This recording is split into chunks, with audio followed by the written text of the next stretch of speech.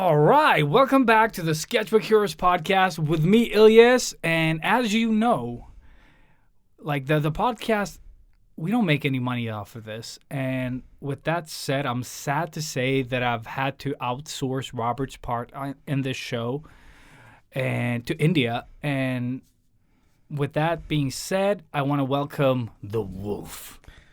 Hello, I am Wolf, also known as Indian Rob. No. Dude, introduce yourself. I'm Daniel Velu, also known as Vilsar on Instagram. And yeah, I do art, and I now work with Ilias. Exactly. And also, co-workers a now. good disclaimer is that, you know. I'm Indian, So this is his joke. So yeah. I pitched this joke. Exactly. And I'm just uncomfortably taking part in it. I forced him. I'm one of those foreigners, that happens to be white, but bearded. White passing, but hairy. But exactly, white passing, but hairy. Very nice. And if you don't like this version of Rob, I've also taken in another paler Rob. Even paler than the real Rob. And this one is just called, as hairy. But just as hairy. Yeah. Harry Potter. No, it's me, Matthias. Again, Matthias Anderson. Also known as Matthias Anderson on Instagram. So anticlimactic. All my names are the same everywhere. Yeah. Just to make it easy. This episode is a recycling episode. Let's just take in some old guests. Because Robert is sick today. And he was kind enough to tell me, and instead of rescheduling this time, because that always throws us off, I got 2 new contenders for Robert's part on the show. And I think they're way better, both of them, in their own unique way. And with that said, on this week's episode, we're going to talk about creating community in real life. And we have no experience from doing this, so no, seriously though, it's awesome to have you both here and try to kind of make this not chaos for Robert when he edits. But with that said, let's start with you, Daniel. How are you? I'm good. I'm recovering mentally still physically from Amsterdam, because it was a very intense weekend and then back to work, and I got home at 1 a.m. yesterday, so it's but I'm doing good considering. Mm-hmm. And something cool, since the last time you were on the show, you used to work at King, yes, but now you work with me at Thunderkick, which is pretty cool. It is. So basically he was Matthias's colleague. Yeah. And then I stole him. But you stole yourself, basically. I did. You just came to the dark side. I did. Casino, money!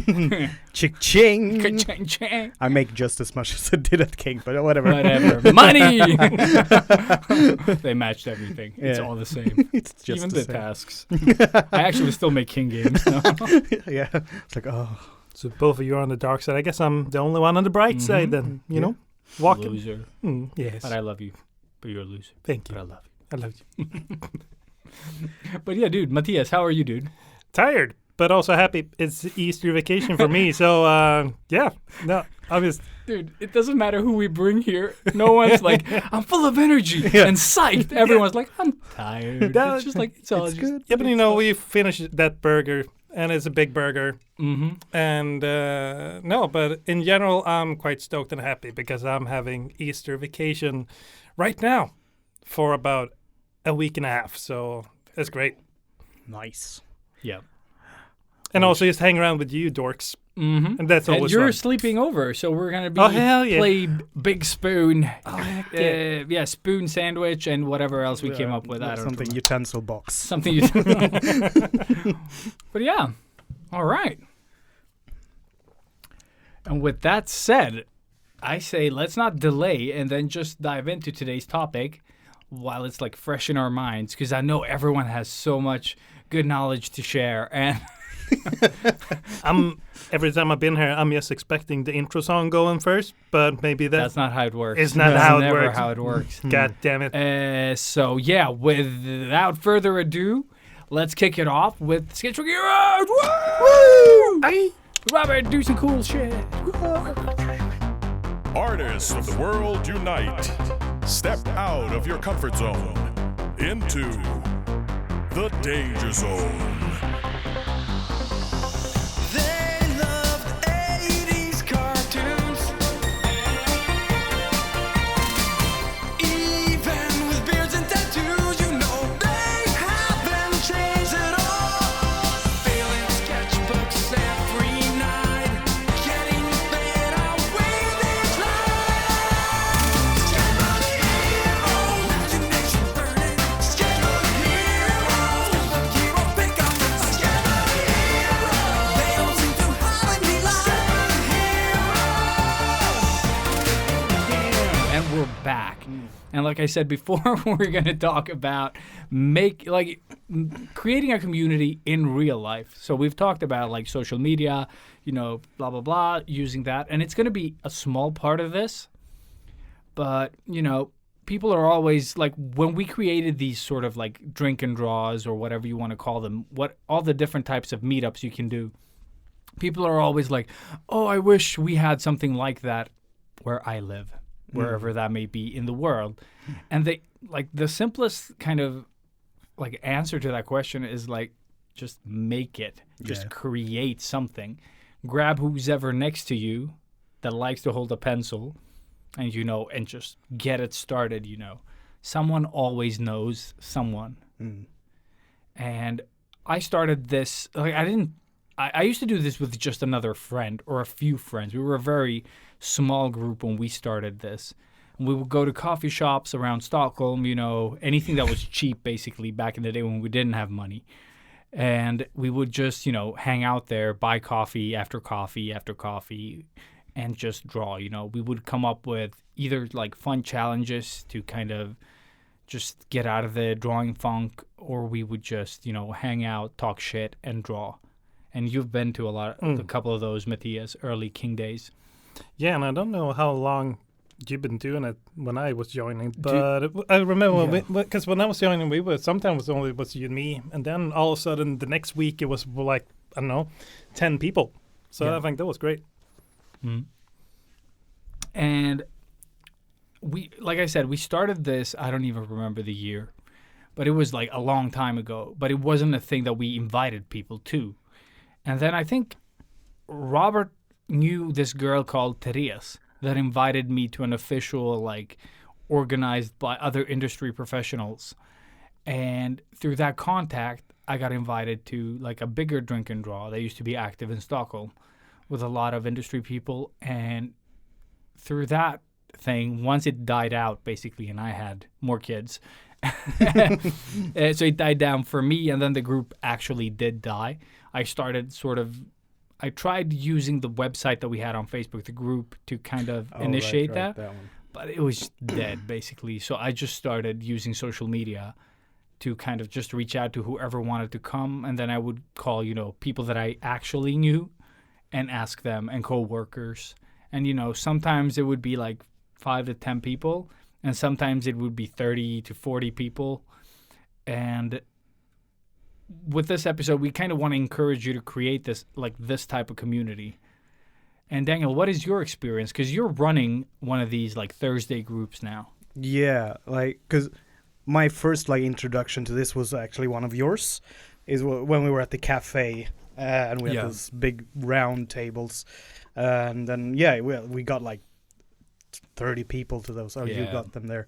And then now I'm doing my own a little bit, sort of just slipped into it, because a friend of mine, Malin, she used to be a part of one of the more official organizers for the drink and draws that they I have. love that you say official. They've all been this same thing. Yeah, exactly. Basically, it's just like someone decided and they just made it happen regularly. And you're doing the same thing that, the original, within quotation marks, did. Yeah, exactly. No, well, I'm like official because they are more organized. That's about it. Doesn't matter. And they post it on these meetup pages online. So they have a big turnout every time they do their thing. Mine was sort of like Malin asked me to we were like, do you want to do a drink and draw this day, whatever. And a few of us showed up, and then we just kept doing it. And then I posted it on Instagram once, and then one or two people were like, oh, I want to do that as well.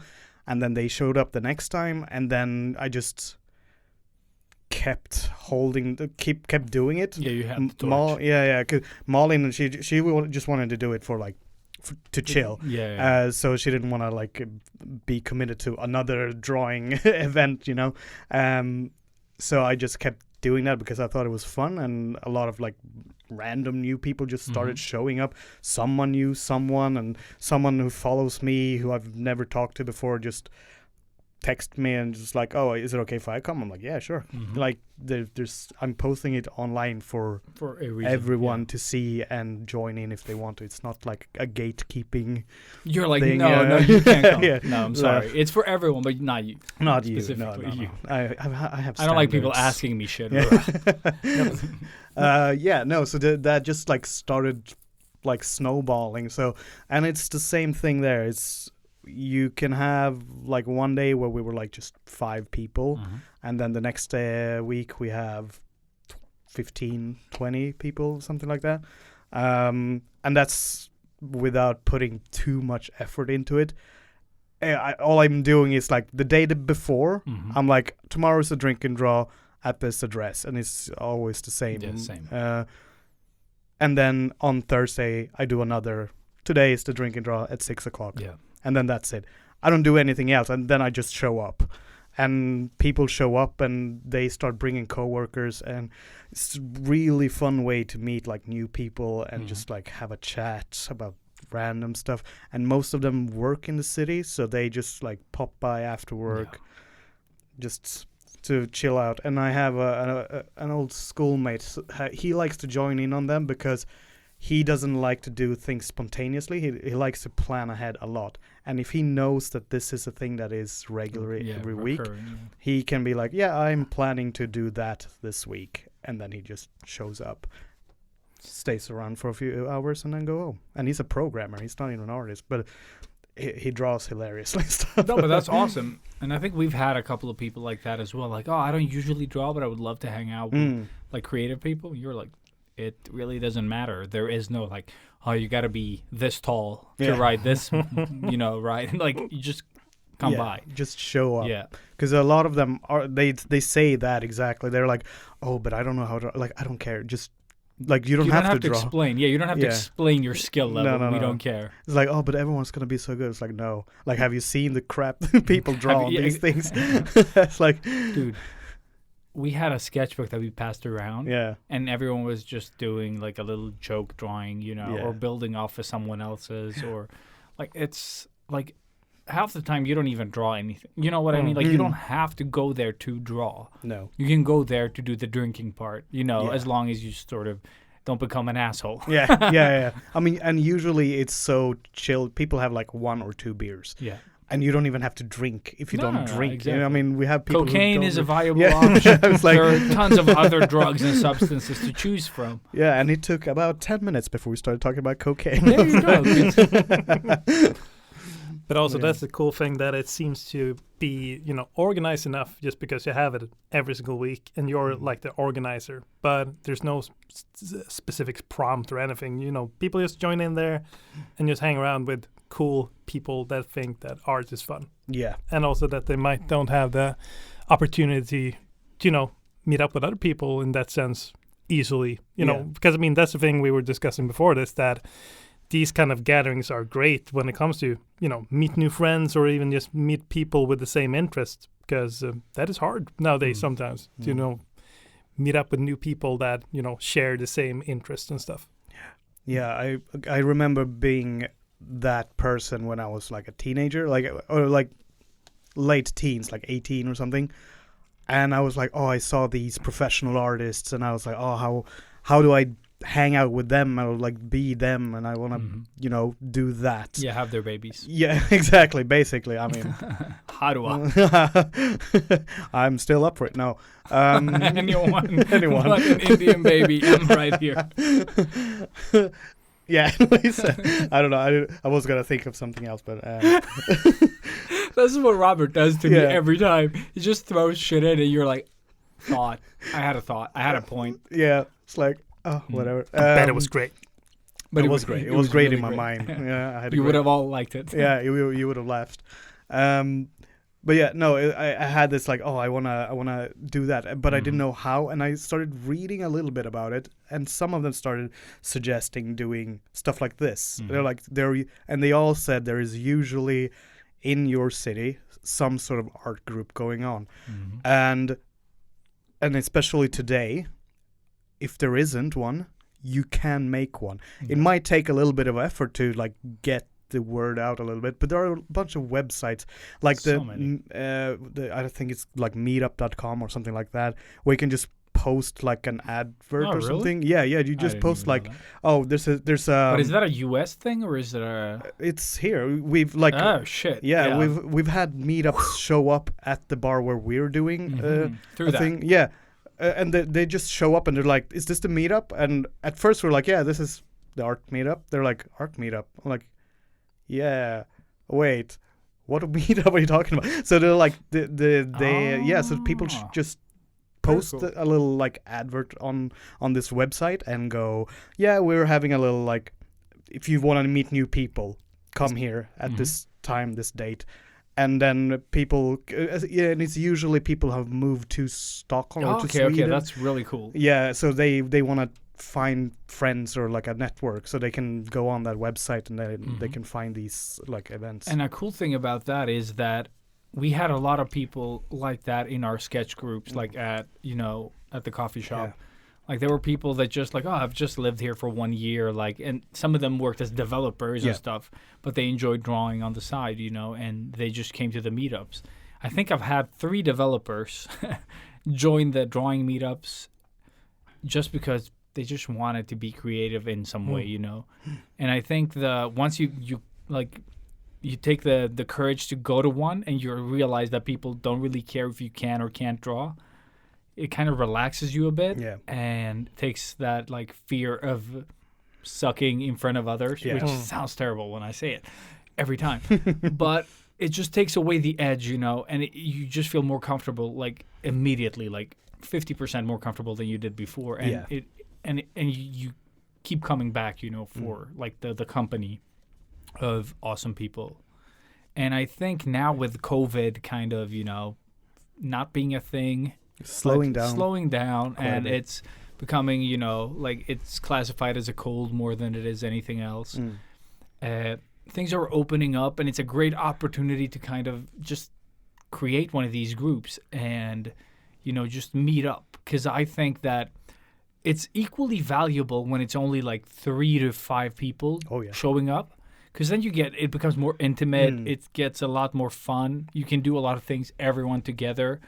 And then, the big groups have their value too, where you can meet a lot of new people, new faces, maybe a new contact if you're looking for work or something, Yeah. So there's this, like, there is value in it. So don't be discouraged that no one shows up at first. Because if you can impress the first 3 people that show up with, like, a good hang, they might have a friend that's available next time, and next time you'll be 6 to 7 people. Yeah. And then they'll bring some friends. And I think that's even, like, the Sketchbook Heroes meetups that are insane. Like, on the last event, we had 200 people that wanted to come. Yeah. So, Was it 80 in total, right? That came. It I was a think lot of people. We stopped counting at 80. I think some people turned up, but some people left as well, so we could keep it around 80 in the room at least. Yeah. Yeah, because some people the just... first one was like 70-something, and then the second one was chaos, because me and Robert are chaos. So Michaela here at Underverket helped us out a bit, and we sent out an email like to people had to verify their seat and their company that they were bringing, because we couldn't, like, it's a fire hazard to bring a lot of people. So I think around 80 at most in the place though. And then I know that some people left because I was like, I'm just going to talk, and they weren't nowhere. So, but it was good because other people came and, like, they just kind of switched out. Yeah. So that was really good. But how many people, because I always planned to go to those Thursday drawing sessions, but I always had other stuff to do that specific day. But it seems to be around 10 people or even more sometimes, right? Yeah, I mean, usually, like, I think it usually lands around 8 to 10 people, which is a nice, like, level of amount of people. But it's fun when there's, like, 15 people as well, 20 people. Because we fill out these, like, long, like, tables, and then we have to, like, spread out to the table next to us and stuff like that. Like, once we, like, I think it was, like, 3 weeks ago or something, we filled out the long table, and then I knew a couple of programmers were going to show up as well. And they, like, jokingly, one of them texted me, she was like, oh, and is it possible to get, like, a kids table for those programmers to sit by and draw? And I'm like, yeah, I'm sure we can fit you in. And then, since everything got full on the long table, they only had the extra table next to us, so they got a little kids table. Very nice. Which is it's like I like drawing with programmers as well, because they make the funniest stuff. Yeah, dude. I just love that. Now, in that context, it's just the total opposite, because I always feel like a child when I'm next to a developer, because they are always so much smarter, or they know math. I don't know math. They pretend to know math, is what I've heard, though. Yeah. That's what I've heard as well.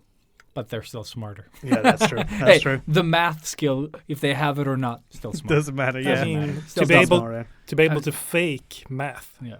Yeah. I was like, I'm going to be a developer. And then you're like, oh, math. I'm going to be an artist. From pictures. Yeah, exactly.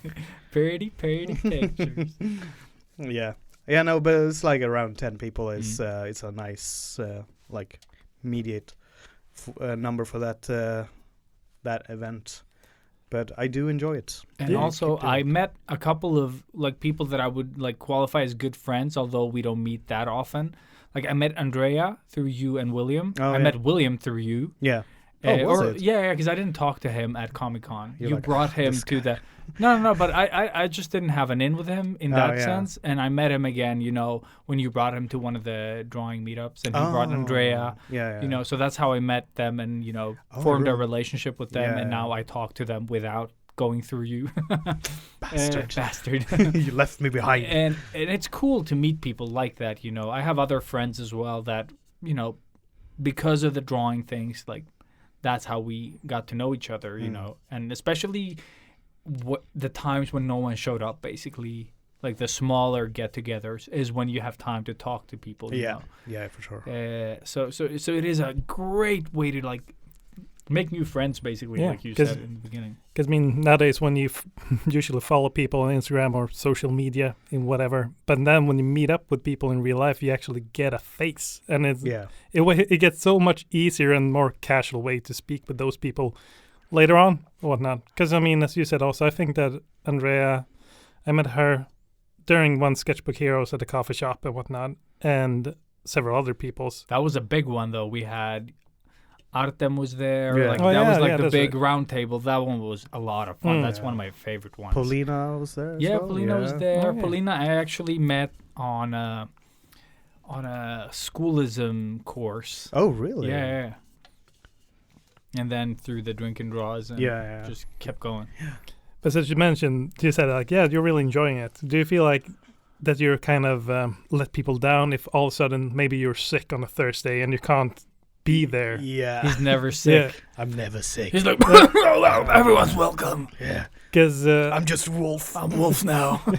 Because I kind of noticed that also because they're at job, but that's during like a Slack group. But usually on Thursdays, I tend to have this Thursday challenge thingy where I just post every single Thursday. I post reference boards with just for inspiration for, you know, kickstart that inspiration of all the artists who can do cool stuff just casually. And every time when I can't do that, I feel that I'm letting people down, because then all of a sudden if I forget to say that maybe I'm sick or maybe I'm on vacation, whatever, then people start like, so where's the boards? And then you realize that people actually enjoy it, even if they don't participate. They're really looking forward to see, what is the reference for and also they just find it's fun to have that community in that sense, and just hang around with people that, you know, do the same thing. And it's fun to see, because that's another thing. Like, you've been planning to go to mine, and while I was working at King, I was like, I'm gonna do it 1 week. I'm gonna do one of the challenges 1 week. I was like, but I never did it. So there's always something in there. Dude. But I always enjoy seeing other people posting. They've their been stuff. doing it even when I worked there, and I Oh haven't my worked there for 3 years. Jesus, So- man. I was also gonna join in at some point. For 9 Dude, years. I saved the reference like on my old computer. Like every week I was like, oh, yeah, I'll just save this to desktop, and then I'll do it later. And then later came, and then they posted new references. I was like, yeah, fuck. And then I saved that reference over the other one, and then I forgot about that one. And then they posted the next one. And you're like, okay, I'm never going to do this, but I'll just keep saving the reference.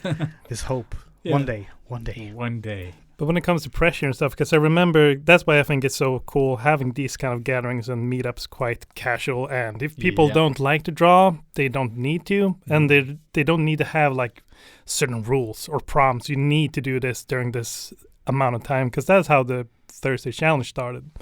That we were just about to do like a copy of the reference board, the reference picture during lunch or whatever. That was the challenge for it, and that was kind of cool and fun.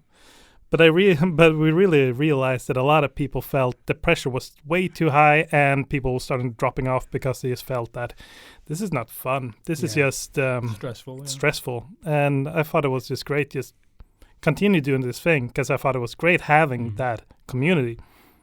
But just keep it casual. This is just inspiration. If you just don't know what to draw, you can always have this picture getting inspired from the colors or the dress or whatever the picture is on. So no, I think it's just so good to have these kind of things, so just casual and loosey-goosey as Yeah, possible. It's good that you said loosey goosey. Yeah, no, 1 point we to need Matthias we need for being Robert. we need to fill it. Okay, Indian Rob. Give us Loosey-goosey. something. Loosey goosey. Got to do the head thing. Oh, yeah, as well, the head and bob. hand. Doesn't show on pod, but But it's really good. yeah, You should have been here. Yeah, you should have. You just imagined. But okay, so I got a question for you both, and like, how would you like? What are your tips on like getting one of these groups started? Because I know it can be daunting for people, but what kind of methods have you used to create these groups? Just being awesome. No, I was thinking about that while while we were talking as well. I know, especially as a guy who used to be the very shy kid when I was a teenager, just like starting something like this out of the blue, it's like it wouldn't be in my like on my world map ever, like to do that, because it's too like it's just too much socially. It's hard to really find a good way to manage to do it anyways, other than just do it anyways. But also, if you know other people, even if they're not artists, have them help you, like do the social bits, maybe go as a group, and even if no one shows up, then you'll be hanging out with like, I don't know, 1 or 2 friends, just chilling, and then just try to do that consistency. Keep that consistency, because if you're consistent, it will eventually Catch on. Yeah, exactly. Yeah, I think that's really good advice. Having friends that help you out with, I think is a really good, like, especially if you're like a major introvert, that might actually be the thing that helps you, take the actual step. So awesome advice. Matthias, you got anything? Yeah, I just feel the power of social media right there on this thing. Because, I mean, when you manage to get that step that you really feel that I really want to do this and hang around with people, and maybe you started to do that with a couple of friends, then more people need to hear it. And then it's great when it comes to Facebook or whatever. Start groups and just invite people and just get the word out. And Instagram is, stories. Because every time when I see Thursday, and you always do that on Thursdays, post it on your stories. Like, now we're having this meetup. Oh, I'm going to the meetup. And, because I always feel like, oh yeah, now he's going there. Damn, I really want to go too. It's like I'm there with him. Yeah, I don't have to go. Yeah, exactly. I'm like, crap, I'm shooting myself in the No, foot. but I mean, that is sure is the thing that helps, because you tend to take some photos, during the evening, and also the other peoples who are there, they also take photos and tag each other or whatnot, and taking photos of the actual art they're doing. And as you said, a lot of stuff it's just fun. It's not great art, but it's freaking hilarious. It's so fun, and then feel like, oh, that sure looks cool and fun, and it looks inviting as well. Yeah, exactly. And also, if you didn't do that, if you wouldn't post it or just show it in your stories, then no one would know about these meetups. And I just think that is the best thing with social media, just to use it in the right way and reach out to people and just being social and just not writing propaganda or sending cool gifts to people about people flipping banana peels or whatnot. Nico. Basically, the what you're saying is give people FOMO so they will show up. Exactly. And something else to add to that is, if you have people that have told you upright that they're a bit like shy about showing up, tell them to bring a non-artist friend if they don't have an artist friend. Like, just bring anyone. Like, anyone can come to these events. It's basically hanging out, Yeah. That's, I guess, the biggest requirement is to just hang out. Just to like be there physically. Yeah. So if you can't go by yourself because you feel it's like daunting to meet other artists, bring anyone, whoever fucking makes you feel good, and it'll help a lot, and then next time you can take off the friend, like wheels and try it on your own. But you won't be judged by anything. Like, the more the merrier, like, usually, just bring a friend that makes you feel comfortable. And usually, like, people usually think, oh, they all know each other. It's like, no, they're like, maybe I know 90% of them, the people showing up, but I'm the only one there and probably does that. And then the rest are like, oh, some might know a couple people there and some over it's there. the most common question when I used to organize these weekly. People are like, oh, how do you know all these people? I'm like, I don't know any of these people. I posted on Instagram and people liked what I did and showed up. Exactly. And then we've started there's one kid, he's studying at some art school, some game art, I think. And he started showing up, I think, 3 weeks ago. Like an 18-year-old kid who wants to be a concept artist. He's really good. And he's like, I'm like, oh, what's up? It's like, now, like, I know him and by name and like everything like that. And it's just because he decided to show up. He did send me a DM on Instagram first. I'm like, yeah, show up, absolutely. I have no idea how you look, so it's whenever someone approached me, I'm like, I have to think for a second. I was like, oh, right, you wrote to me, all right. And now he's like, I don't know, if he keeps showing up, he's on his way to be like a regular. And then you get a membership card. No. You pass. Yeah, exactly. No, but he started to like show up regularly, and like he was very like closed off at first, but now it feels like he's loosening up a little bit, and it's great to see that happen. Because I wish when I was this sounds like an old person thing saying when I was his age, but you old whippersnapper. Exactly. That I had done that, taken that step to do something like this. Because I was just about to say the same thing. I mean, just trying to put myself in that kid's shoes. When I was you shouldn't do that. Stop taking people's shoes, Matthias. No, exactly. Smell feet. No, but now he's trying to. Now it's your phone. Yeah, I know. I was looking up another group to mention, but put it back in your crotch. Because I remember when I was a kid, when I were in school and I met people who were working in the industry or whatever, you were flabbergasted because it was so cool and you wanted to ask them so many questions, but there was never really time or feel casual enough because it was maybe they were having a presentation of some sort in school or anything, and then feel like it just felt strange walking up there and just starting to ask questions, whatever. So that's perfect when they can do and we can meet up during these kind of casual things. Everyone is there just to have a great time, is sitting and sketching, whatever, and then it's way more easier to hang out and maybe for this guy, talking and ask about more the industry. Oh, how does it working with games or whatnot? And also, you can pick each other's brain. You have this platform where you could ask people for feedback if you wanted to. Like, I remember sitting at, where were we? Man in the Moon or whatever the place was. I remember, like, someone was going to draw, like, a T-Rex, and then we had one of the girls there that was really good at drawing animals and how that, like, anatomy works. And he wanted to draw, like, this rider on a T-Rex. And he was like, oh, well, how would the legs of the dinosaur, like, bend if they were like this and did this? And she would just sketch it on the side, like, I think that it would look like this because of, set anatomy that she knew. And just helping each other like that as well.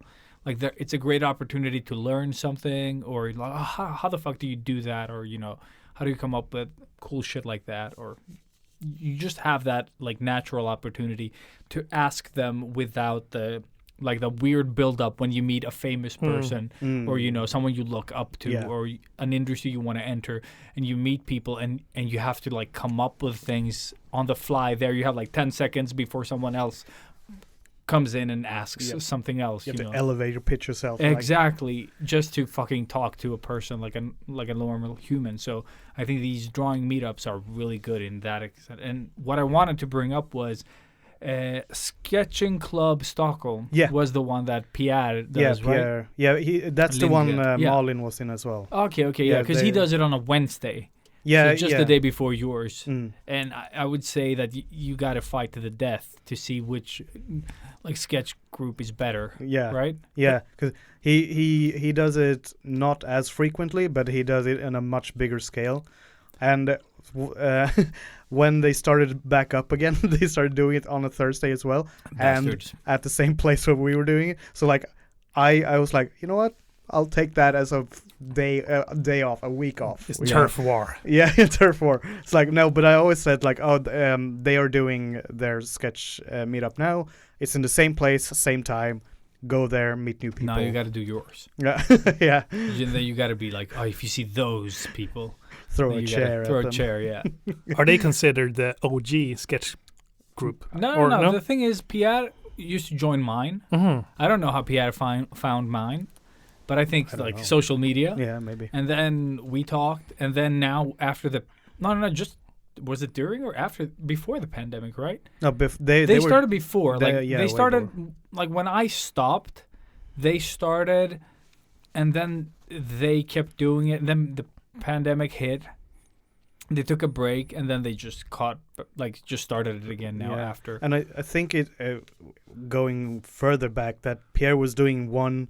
But there was also another one, and then they sort of mashed into each other, and the organizer from the other one just dropped off, and then it was just Pierre left. Okay, cool. But it's Pierre and Malin and, like, 2 other people maybe or something like that. That's awesome. And I would say that whatever you want, like, create a group, join one that's out there already.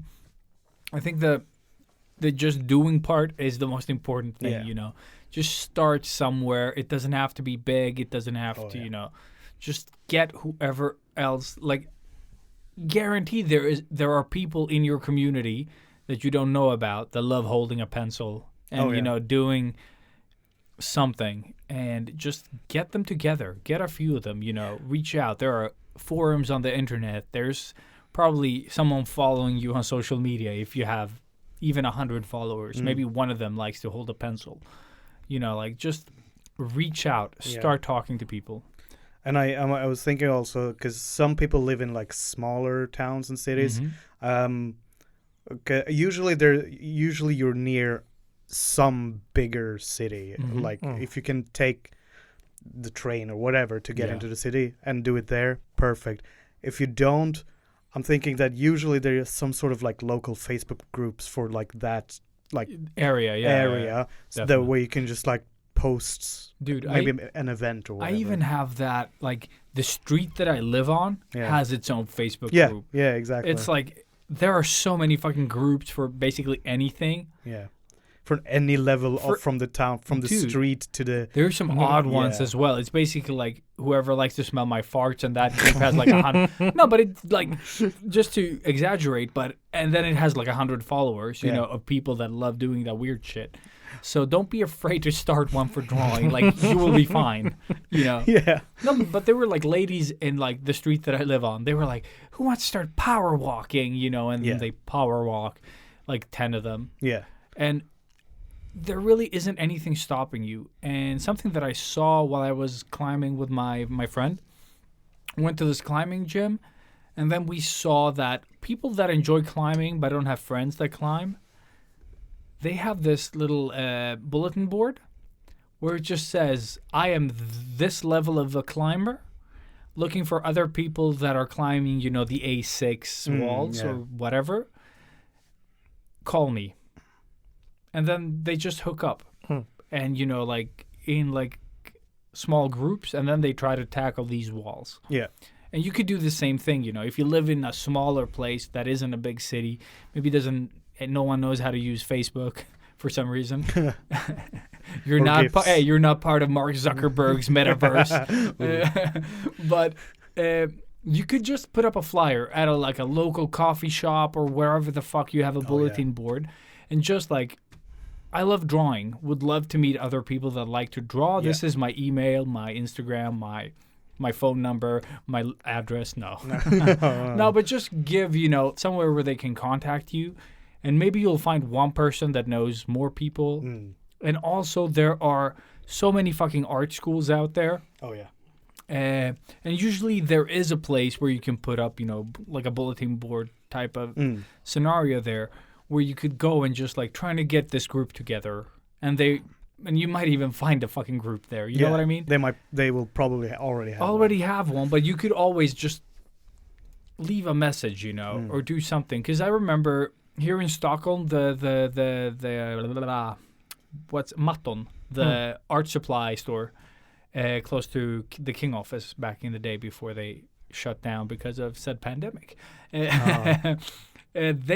had a bulletin board just when you walked in, and I always put up like 2 business cards there with the podcast. Yeah. You know, why the fuck not? But it was always like, oh, we're starting this blah blah blah 10-week course, you know, for drawing landscapes or whatever. Yeah. You could do that. Like, it is such a simple, easy to fucking, like, Old it's so school. easy, old school way of doing it, but it works. Yeah. Like, people that are looking for it will find it. You know what I mean? Like, oh, because bulletin boards, like, I don't know, like, for me, they're like curiosa, you know, like, it's a fun little thing. Like, it's always fun to see who the fuck uses a bulletin board. But still, it's always fun when you see a bulletin board. Let's say if you go to the store or whatever, and there is a bulletin, it's always fun. Dude. Like, I'm just going to have a little look. Okay, there's a missing cat. There's a missing dog. There's a missing exactly. child. Oh, okay, there's some art classes. I That's have cool. a van.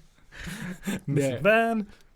Missing Yeah, van. missing van. Just like the child stole the van, drove over the cat and the dog. In the What's getaway. happening? Yeah, it's a story unfolding. Yeah, you're just like reading a But story. actually, and something else that I really enjoy as well is like places that have a guest book. Like, remember when places like hotels used to have them? I haven't seen them in years now, but that's they're always fun. Like when I used to work at the Modern Museum of Art as a janitor.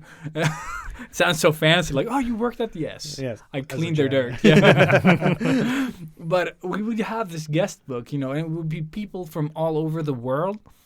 Like, usually those are the ones that used to write in it, Yeah. not the Swedes, because they're lame. They are. They are. No. But people would write fun messages, doodle in it, you know, just tag it, you know, like just write something. And some people would even write jokes, or like they would write something in their own language. It's just a fun little thing that you can do, you know, like, so.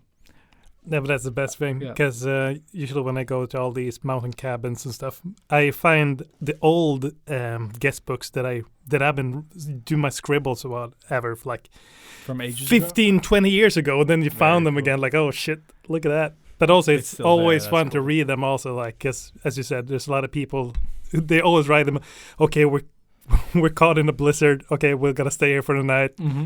And No, but then they yeah. turn the page. Oh, okay, next day the blizzard continues.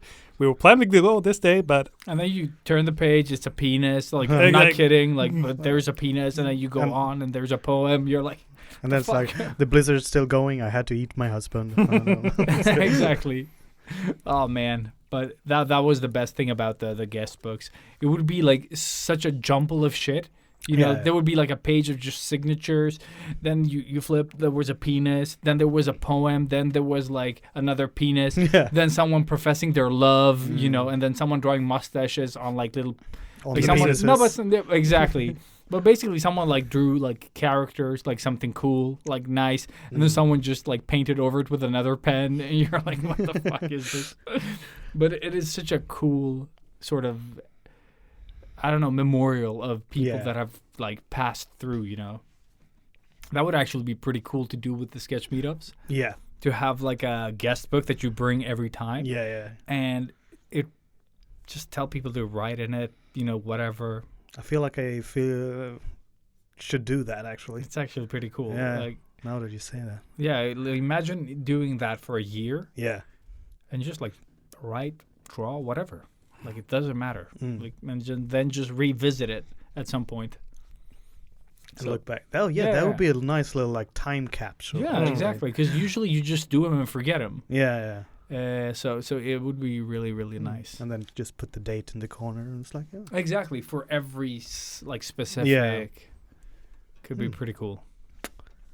You're Dropping some ideas here. exactly. I need to sign the first page though. Fair enough. because when It's a big Ilias thing. gonna be super super famous, then you can sell his sketch for a lot of money. Yeah, I because will. I said I was gonna sketch. No. Yes. It's an Penis, NFT. no. NFT penis. By NFP. Ilias. penis. NFP. No, not a great No, joke. No. Courtesy laugh. Ah. But what else do we have? Do we have anything on building community in real life?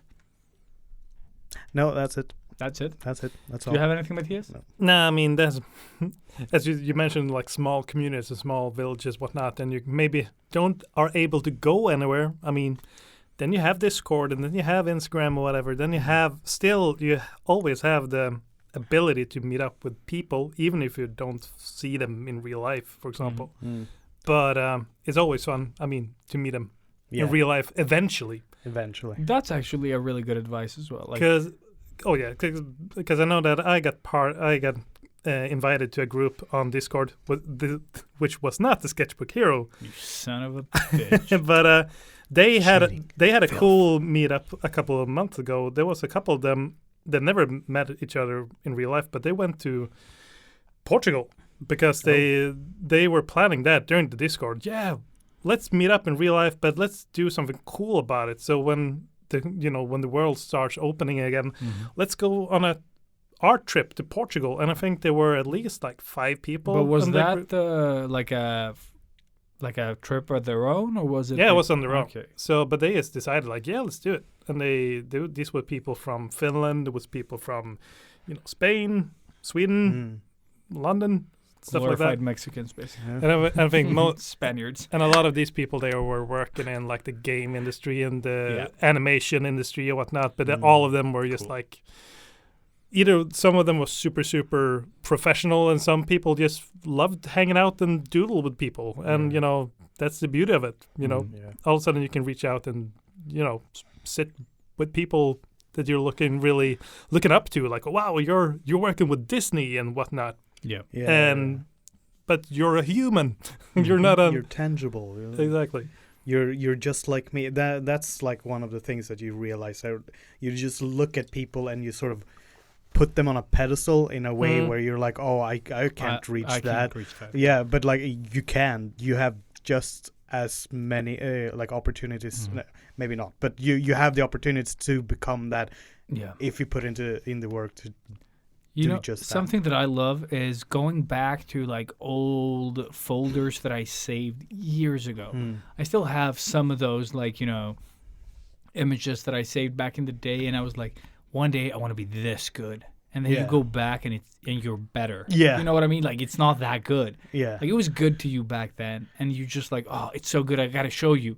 and then you bring them out, and you're like, oh wait, Yeah. this isn't as good as I remember it. I love when that happens. Yeah, I love when that. It doesn't happen Yeah. often, No. like some kids are just too good, but yeah. there Yeah. are because the thing is, you're comparing like artwork that was made 15 years Yeah. ago. You're not looking at their new stuff. No, You're looking exactly. at them 15 years ago. Exactly. Whoever you looked up to. But it is still fun to see that at least you passed or surpassed whatever it was you looked up to. To some extent.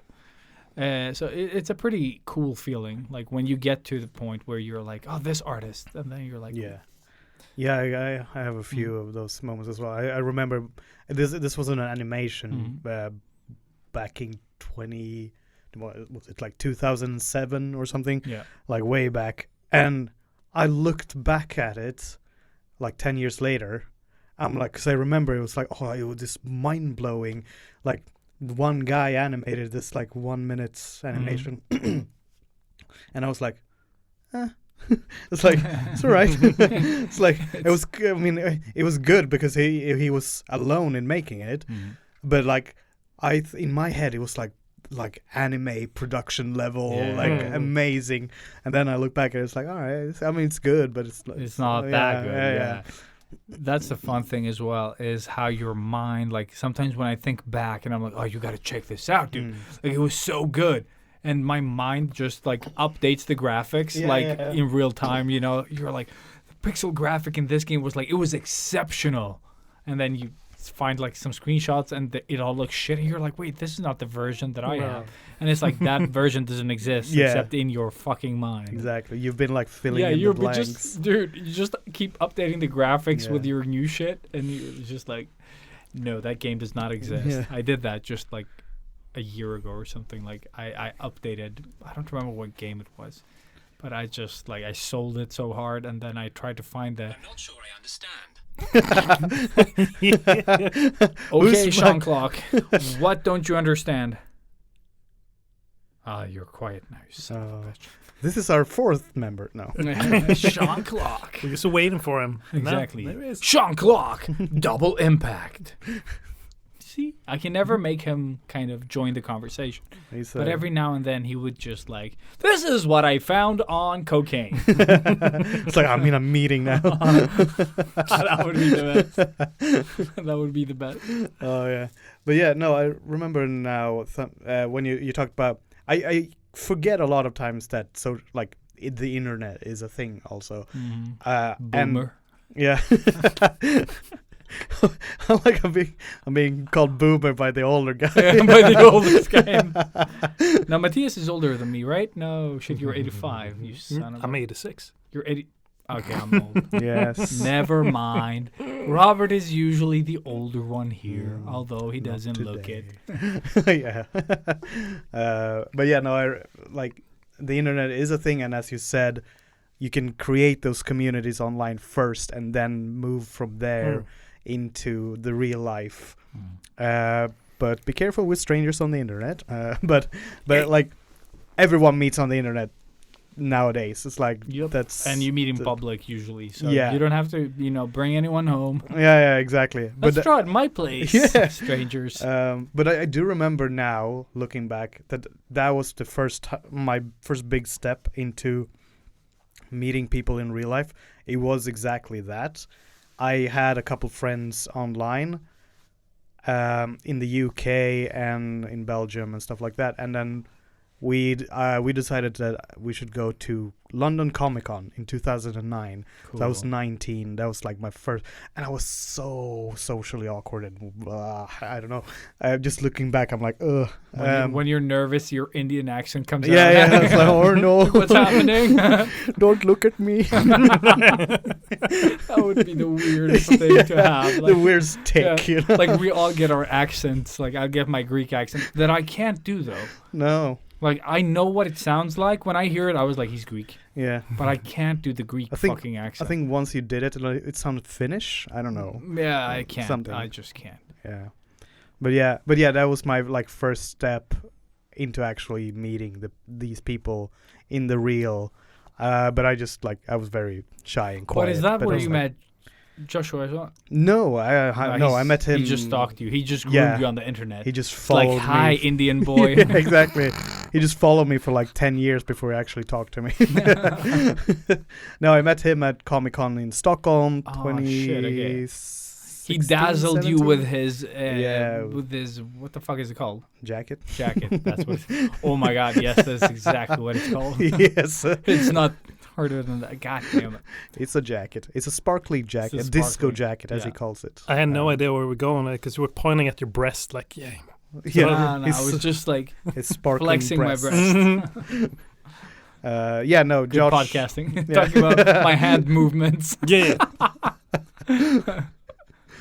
This is where we're at. Mm-hmm. We're sorry, Robert. Yes. I don't apologize for nothing. No, not either. I've done nothing wrong. I've done nothing I'm wrong. a foreigner. Yeah. Bow down. Yeah, but no. So I guess that's a thing for like if you're shy, socially awkward, whatever, and you Do have drugs. trouble. Yeah, do drugs. Do drugs and travel. Yes, that's where I was going with. But yeah, no, like then you can like warm up to these people beforehand, and then you meet them in the real life. If you're not comfortable, we'll just go straight in. So into the groom your fire. friends before you meet them. Exactly. And following will be a tutorial on how to groom. On how to groom friends on the internet. Yeah. First groom your beard and then groom Groom your your friends. nose. Yeah. Step by step. Ooh, baby. Okay, Yeah. you guys are too young for that Yeah. song. Yeah. No, you kids on the blocks. 1 year You- younger yeah, him over 2. there. Oh, 2, I'm sorry. He was a baby. A wee little Oh, baby. wee little baby. Yeah, but with that said, do we have anything else? I don't think so. I think so. Let's move on to Toolies.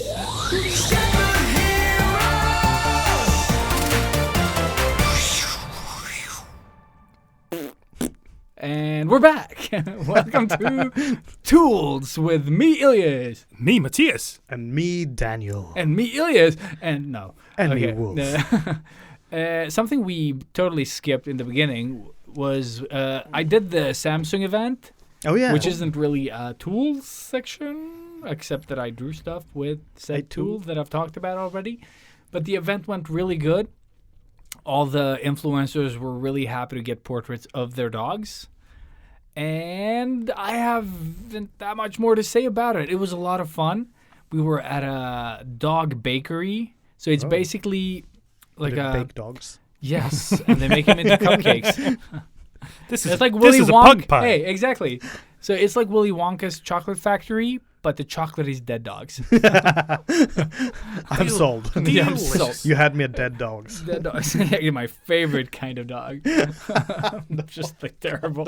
No, but seriously, it's called the Dog Bakery Stockholm, I think. Okay. Like, and what they do is like it's a normal sort of place, but they allow dogs, and they also bake stuff that is, you know, like it looks like normal fika, as we say in Sweden. Yeah. But it is, you know, like they make cupcakes that look like human cupcakes, tiny, but they have like stuff that dogs can Oh, eat, you know, so okay. it's not, you know, It's not like chocolate that will it's kill not them. chocolate. Mhm. Exactly. Like, yeah, exactly. They're not trying to kill them, Yeah. although we made it sound like it. So it is Disclaimer, they are not trying to they're kill not trying to kill the dog. But it is a pretty cool little place. Like it's super tiny. And like at some point it got chaotic, full of little dogs that were barking and playing and stuff. So, but it's really cute. They have all these like squeaky toys for dogs that are, you know, like a Coke can, like a Cocaine. cocaine can. Yeah, a cocaine can For dogs. for dogs with a squeaky toy. But it was a pretty cool place, and it was a great event. Like the turnout, you know, it was an invite only event. And it went really well. So I don't know, like all that nervousness that I built up was like gone immediately. Yeah. So I just hung out for a couple of hours, and then I got to meet a lot of cute dogs, and I got to go home. Nice. And Yeah. you got paid for it. And I got paid for it. Yeah, I got paid to paint dogs. It was sweet. It was a really sweet gig, and for not having drawn dogs ever. Oh, really? Yeah. Because It those was- are really good. drawings Thank of the you. dogs. Yeah, that was great. I saw. Yeah, they them. were like, oh, "How long have you been?" I was like, "I have not." been." Since 5 days ago. Yeah, because one of the girls that worked at the place, she was like, "Oh," she's like, "What do you charge like for dog portraits?" I'm like, "I've never done dog portraits. I don't really do it ever. Because I mean, I probably won't do it ever again Again. after this. from now. Yeah, unless someone hires me again." but it feels like you were facing 3 new things with that event. Because you never worked on a Samsung device before. You never worked with Clip Studio before in a way, and you never really I did it drawn for- any dogs before either. So No. there was a lot of things that you needed to like learn. learn and be new at. Yeah, That was but I learned Clip Studio. I downloaded for the gig previous to the dog gig. But I mean, that was But just a couple of weeks ago also. Yeah, I mean, yeah, dude, so, it was close. So yeah, it was fairly close. But sometimes not, because they called me. The cool thing was they called me. They were like, "Oh, we saw you at the Other Lands event that you did for Samsung, and we really like what you did there. We have a dog event." I was like, "Oh no!" And she was like, "And we would like you to draw like 15 to 10 to 15 dogs." How does that sound? I was like, I have never drawn dogs. I was like, just give me like this is what I told them, like, this is what I charged for that event. This is a lot more work. This is like the budget that I would need for this. And then they were like, sure. But I was like, just give me the weekend, because they called me on a Friday. It was just to like try the dogs out. Just let me see if I can fucking draw dogs. Yeah. And then I sent them a sketch that I did on Friday. And then on Monday, they were like, we love it. We're going to use this dog on the cover of the invitation.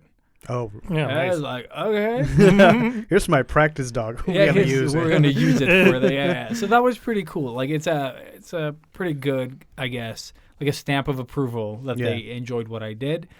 And then the dogs just kept getting better, because it felt like they paid me to practice. And that's what I did. I think I've drawn a total of 20 dogs with the ones in the gig included. I just kept, I put it like a 40-minute limit, and then I tried to keep it that way. I thought like an hour at first, but the first one I completed in 40 minutes, and that just became the 10,000 steps, like the nonsense rule of how many steps you need to walk for health. And I did that with the 40-minute thing for the dogs as well. It just became a thing. I was like, I'm going to stick to it. And a few dogs took longer because I wanted to work on them because they were fun. But most of them I kept, the 40-minute thing just to make it worth the pay and the time that I had. But it was fun. Like, all in all, awesome gig. Does it feel like there's something that you would love to continue with? Let's say if there's someone asking, Dogs? like, No, I've already gotten requests for dogs. I was like, yeah, no. I could hear that no building up. You're like, no. Nah, I did it. Like, how much do you charge for, like, I don't charge. I don't do it. It's not happening. Yeah, no. The thing is, when I get paid for these commercial gigs, they pay me a lot more than a single portrait. Like someone, like, normal person would pay me. Oh my God, Matthias is taking pictures. I'll take a picture. I froze like a fucking like Bambi in front of a car, like a deer. Oh in yeah, front the deer in the headlight. Deer in headlight, yeah. Just froze. Like, And then he takes a selfie. I'll Good take a podcasting, selfie. Matthias. No, Uh, but seriously though, like, it was a lot of fun. Would I take like commissions? I still think commissions are the biggest waste of time. Because commissions is, like, it's hard to charge by the hour. Yeah. Like, unless you have a really fast way of working that feels worth it, commissions are a sinkhole, like, of time and money, You're wasting money and time, basically, by doing commissions, unless they're paying you crazy amounts. Because when they say commissions, do you mean Commissions like from means- private? Yes, Yeah. exactly. 'Cause, like, when you take private commissions, basically, Mm. I find that, like, a waste of time. Because the thing with working commercially is that you can get a lot more money for a lot less work. So, like, it's just, like, it's hard to, like, it's, like, the example I can give as well is, like, if you, let's say you work 40 hours a week and you get X amount of money a month for that job, for putting in your, what is the total? Like 40 times 4, right? That's what you get in a month. Yeah. And then you get the same money for doing like a dog gig. Yeah. So, would you want to work like 40 hours a week for 4 weeks to get like that same amount of money, or would you just like to work 4 hours and get that same amount of money? And that's how I see commissions, like private commissions. They are just, for me, I'm not a fast drawing artist. I can draw dogs fast, I found out now. And the ink stuff I can do fairly fast as well, until someone asks me to do their thing with it. Then I have to start taking things into consideration, and it'll slow the process down. And then you tell me to draw, your Dungeons and Dragons character or whatever else it is, or portrait of your grandma, and then just keeps adding, to the complexity of what I can do as an artist and this time that I can do it within. And it just becomes this, like, you won't pay me enough, and I will spend too much time on it, and I won't stop until I'm satisfied myself. And then, I'll put extra time on it, and it's just like, it doesn't work out, and it's never worth it. And you never know about, the person who gave you the commission either, because even if you feel, okay, this is good enough, but then they just give you all the feedback. Like, nah, this is not how I expected. Nana didn't have a big nose. Yeah, exactly. But yeah, so I think they're a waste of time for me. So that's why we have an episode on this show about why not to take commissions. No, but everyone's different. Like, some people make really good money on doing commissions. Yeah. I'm trying to get away from doing hourly work. You know what I mean? I don't want to spend X amount of hours a month. I want to work smarter. Like, I want to, like, if Samsung hires me, I'll give them a good experience for that bigger amount of money where I don't have to draw for X amount of hours. Yeah.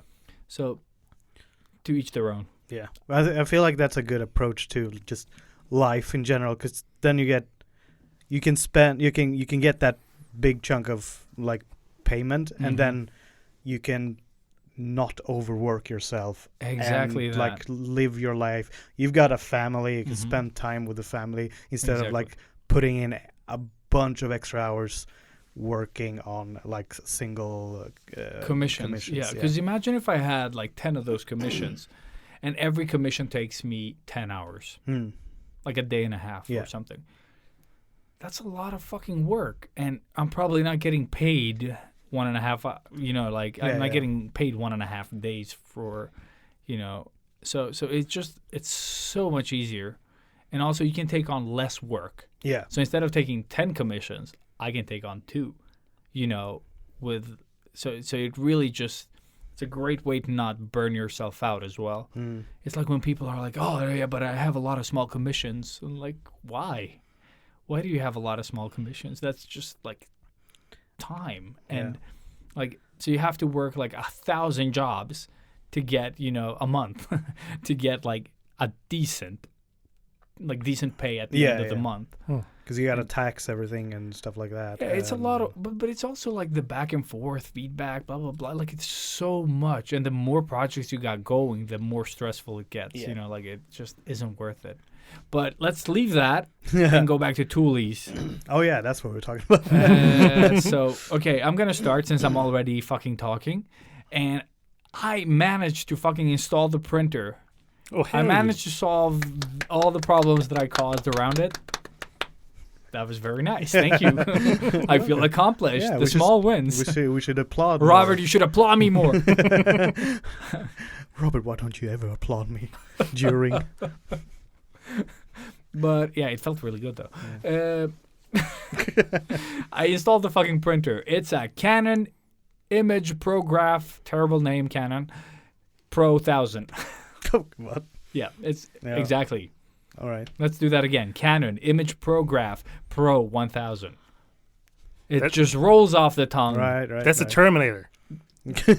Dude, they were like T1000. Easy. Not Image Prograph T1000. Canon, blah, blah, blah. Whatever. Pro. But it's really fucking good. I only have this like glossy paper that I personally hate, but then I printed on it, and I don't hate it anymore. I'm still going to buy matte paper. I don't want the gloss. Yeah, same. But it is fucking great. I printed the fucking like thing that I drew on my iPad, the pink goth vampire, and it came out of the printer, and I was like, what? Like, what? It was like so good. I held it in front of my computer, and I was like, it's the same fucking image, you know, like color-wise, not the fucking images, of course, the same, but it was just so good that I was like, my mind was blown. Yeah. Oh man, like I was like, am I looking at my iPad or am I looking at a fucking piece of paper with my drawing on it? And it's so good. And it had like I installed it for over an hour until it got the ink and all the stuff installed. But it was just like I was just not expecting it to be that good. Because it seemed like the colors were super vibrant. I mean, even it was. Yeah. See, I mean, of course, it's impossible to take that on a photo, and because you showed me. Yeah. But I can just imagine how it looks like in real life. Because that's just like. We'll look at it tonight. Oh yeah, that's right. While you're spooning. I'll put it in between us. Middle spoon. Middle spoon. Yeah. We'll fall asleep while we're watching the painting together. Yeah. And I'm gonna be left out. Oh, it's because you're Indian. Yeah, I get that a lot. I don't actually. Disclaimer, I don't. No, I'm the one being racist normally. yeah, exactly. I'm the one who hates others. No, but I was so surprised by the quality of the prints, and I'm gonna get like some nice paper, and of course I'm gonna get the most expensive thing because. Quality. No, because we don't have a lot. No. Like I looked in the US, they have so many different ones. In Sweden, you know, we have like 3 retailers. Yeah. And some of them look fake. And it's like 3. And 2 of them look fake. I was like options. So many. Yeah. So it's garbage, but I'll take it through my company. So even if it's expensive, I'm going to get that. Does anyone know how to say that? Hanmule. I'm sorry. Yeah, exactly. He's having a stroke, people. Yeah. How the fuck do you say that name? The Hanmule, the paper with the cock on it. It is a cock. It is a rooster, you know. Oh, okay. Come Is on. it a brand name? Yeah. Oh, okay. Like it's spelled toilet paper? Yeah, no, but it's spelled like HAHNEMULE. Hanmule. But I don't know. It's German, I think. Sounds like Hanmule? sounds like an actor. Hanmule. Yeah, come on, it's Hanmule. Hans Müller. Hans Müller. Du bist Hans Müller.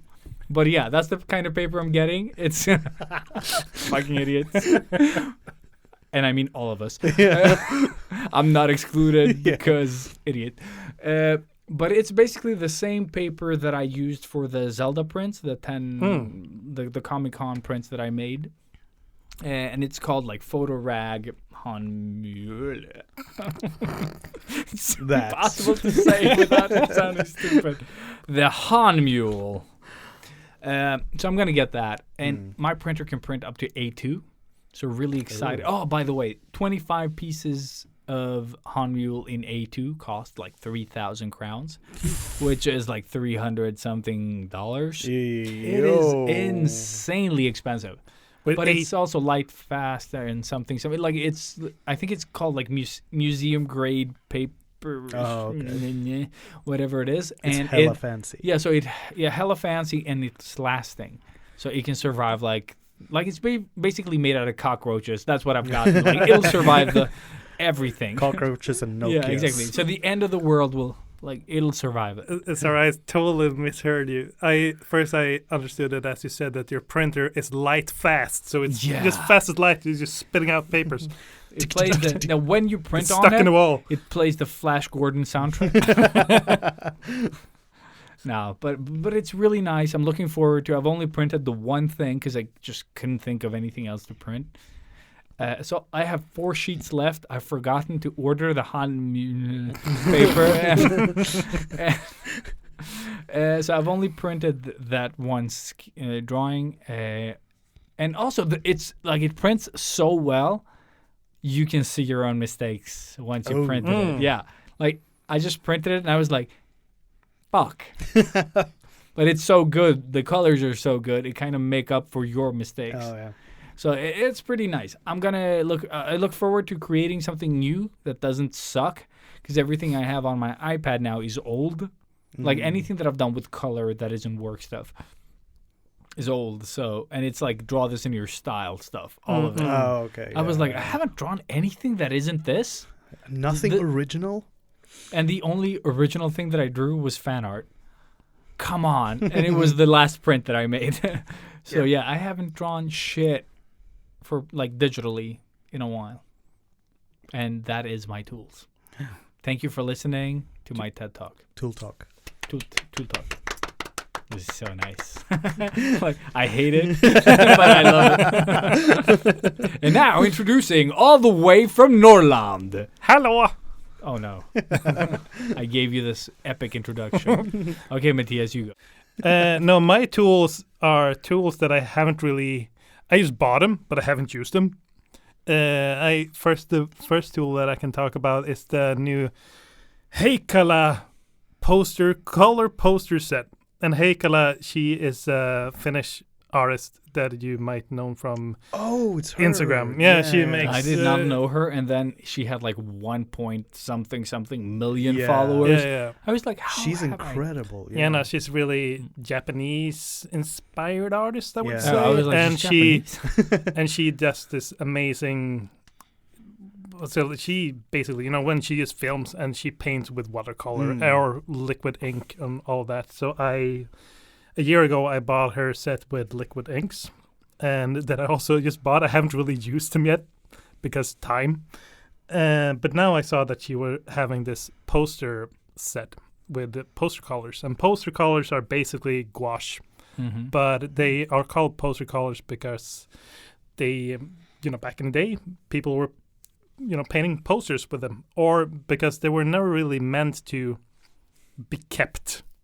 Those kind of things, and also they are very used in anime and Japanese animations.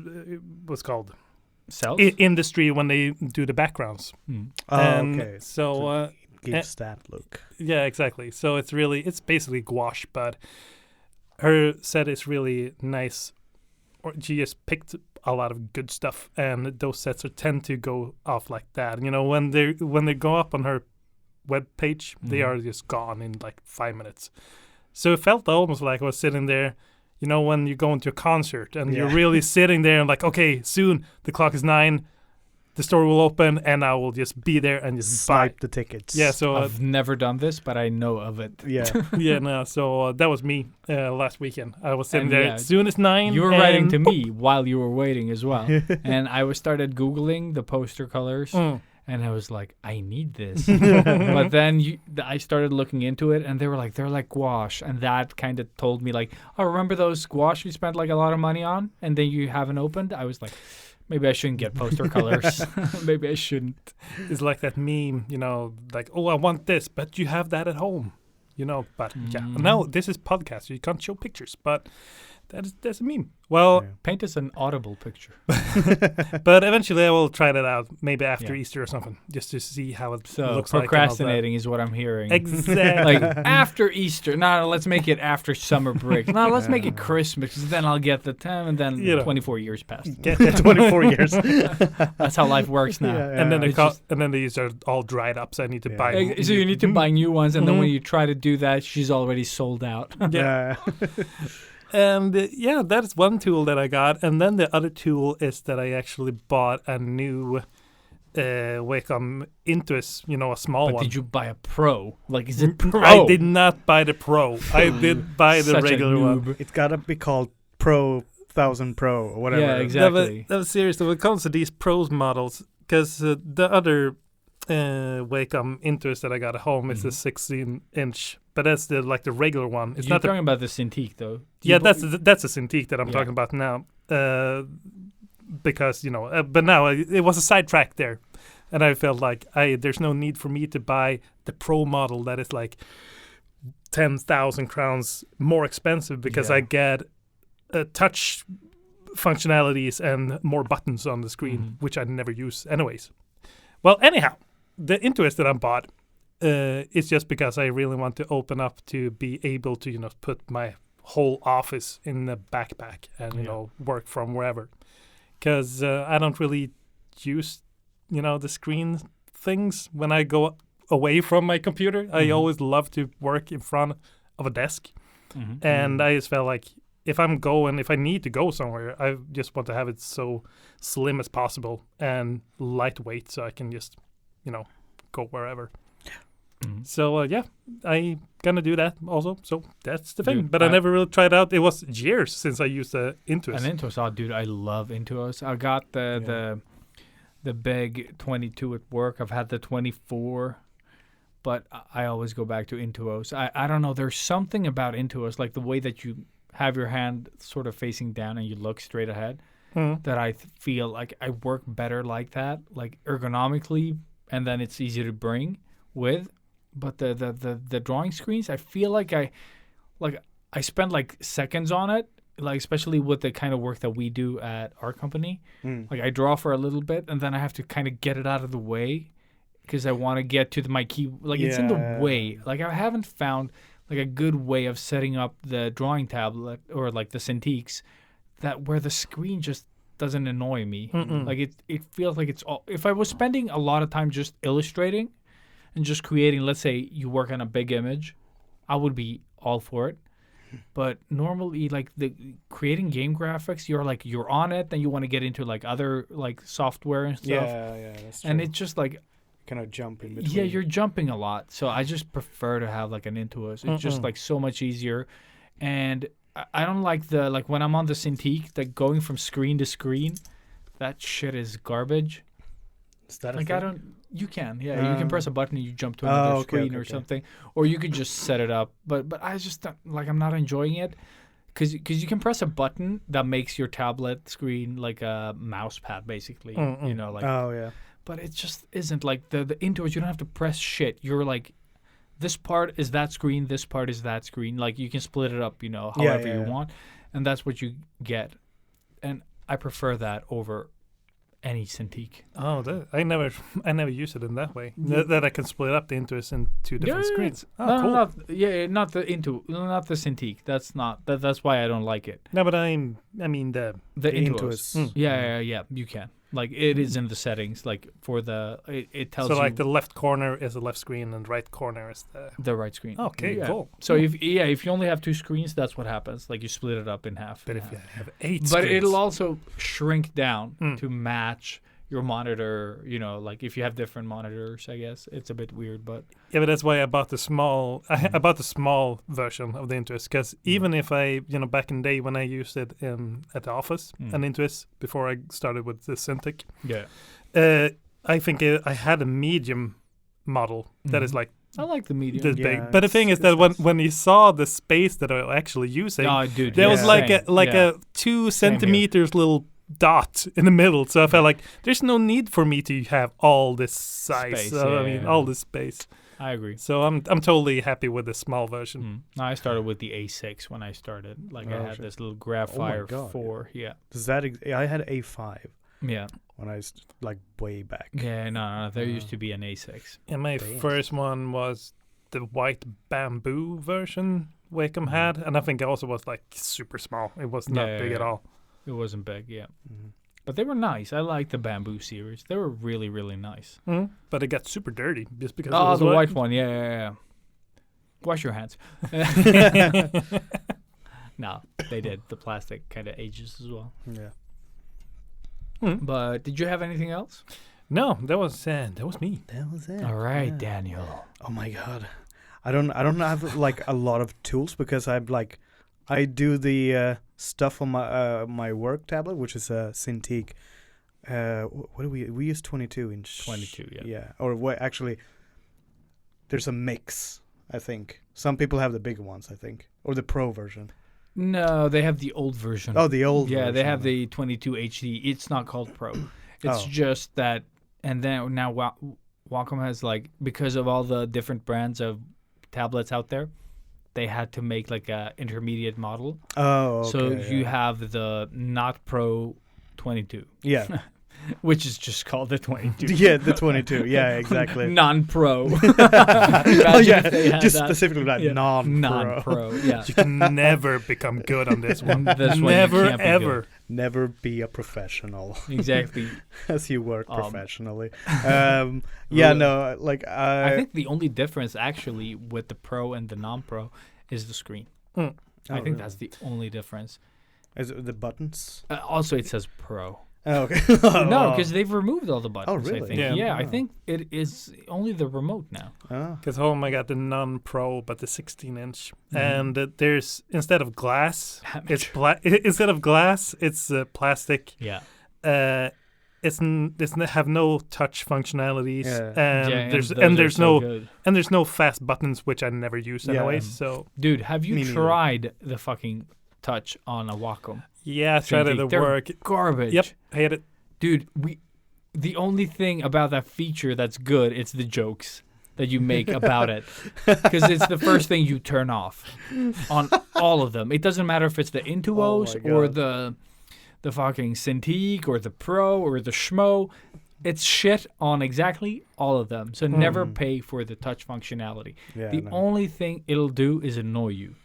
That's I think that's the basic function of the touch. Is to annoy everyone that tries to use it. Yeah, That's why they install. dude, they it's such created a it. shit feature. Oh my god! Like, I've never how actually have they used not? it. Like,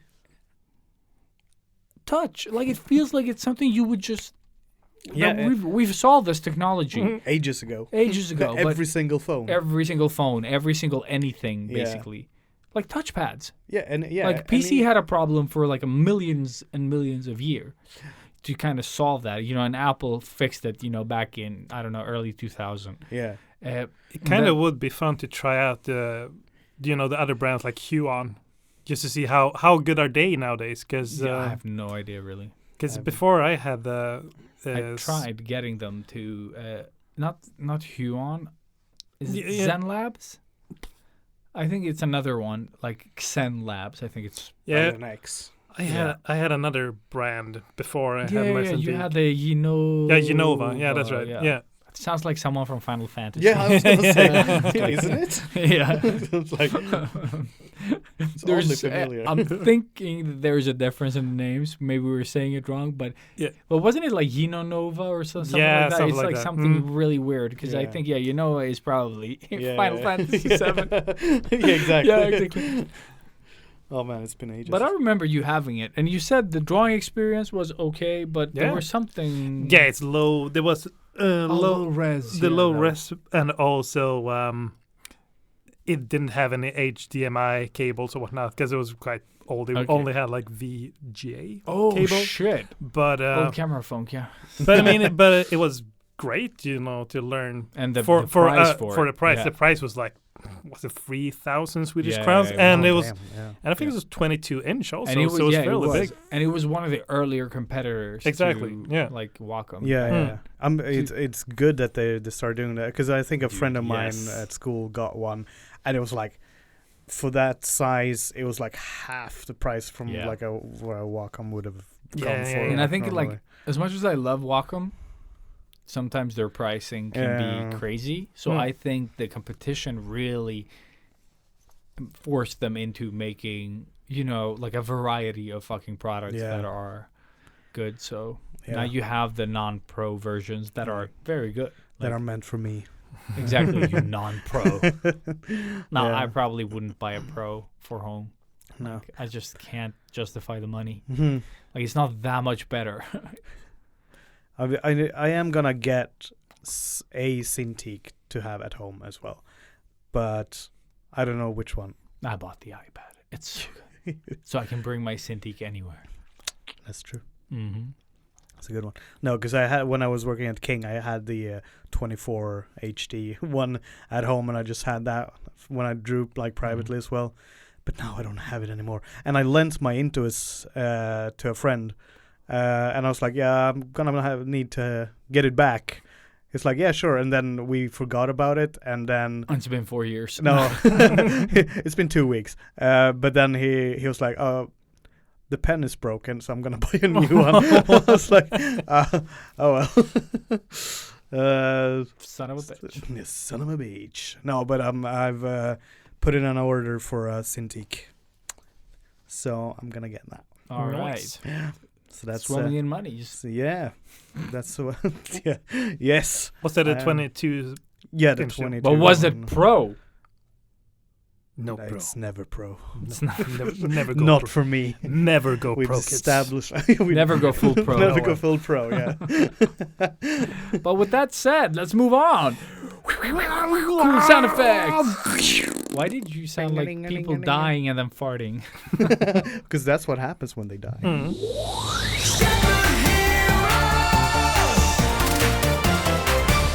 And we're back.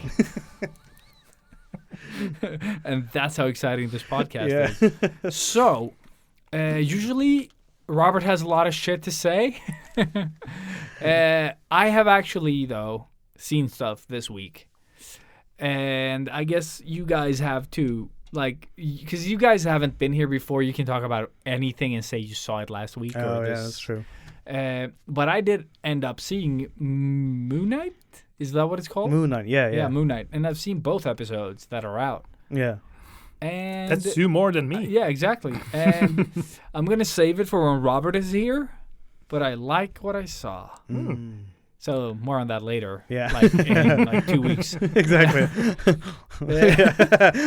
You'll get to more. This is a little tease for you now. It was nice. Yeah, But yeah, so I have seen this week. I finished the show that I was unsure about. Our Flag Means Death, a Taika Oh, yeah. Waititi show that he did with other actors that I can't think of the names. Like and I did look up the names and then I forgot them as fast as I read them. So there are other people in this show, and my initial sort of like reaction to this show was that I wasn't sure if I liked it or not.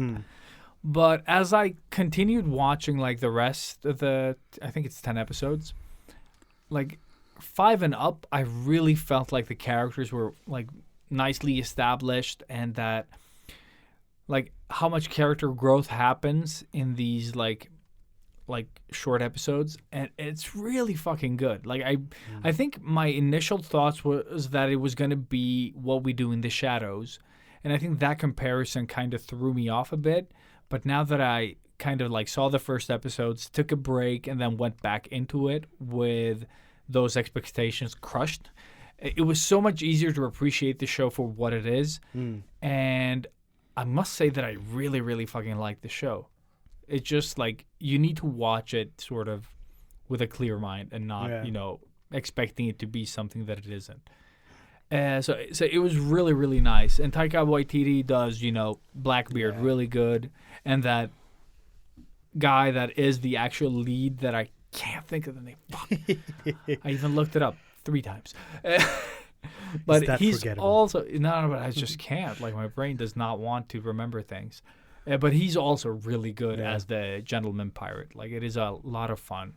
Like his naivete and like the rest and being a pirate and everything. Like it's a nice like character development throughout. And I even want to see it like from the beginning again, just because. Yeah, like I feel rewatch it with the new sort of outlook. Yeah.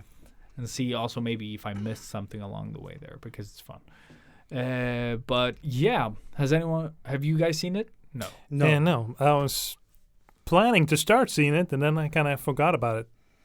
But I think that you mentioned that a couple of weeks ago also, that this TV series just doesn't really feel that they had done some sort of commercial or anything. Because I saw just by accident an article, and I was like, oh, that guy, awesome. And also, what is it? They actually are the creators from, What We Do in the Shadows, and there's a new TV series about pirates of everything. I mean, well, that's cool. But also then I started to wonder, why haven't I heard about this at all? Dude, neither did I. And also I that's saw it what- on HBO. When I logged in, it was like second thing like on the top there. And I was like, pirates. Yeah. I found out today when you told me. It's like Yeah, I don't know why it just flew under the radar, but I think the same thing with like What We Do in the Shadows. I just saw it on HBO and I was like, ooh, vampires. And then I was like, and then you read the small description, and it seems to be a comedy, Yeah. and I watched it, and then I found out there was a movie and all the other stuff around it. So I guess that's how Taika Waititi does his PR. Yeah. He doesn't. Yeah, exactly. I mean, it works for him. I guess. It I mean, works. he does good stuff. They're fun. They're a lot of fun. Yeah. So what have you seen? Both of I you. think Both of y'all. the full series that I've been watching since you heard me last time, that was like half a year ago, whatever. No, but I've been seeing the new Viking series, the Viking Valhalla, which I actually really enjoyed. It was really, when one episode finished, I'm like, yeah, I want to see what's going on. I want to see how it ends.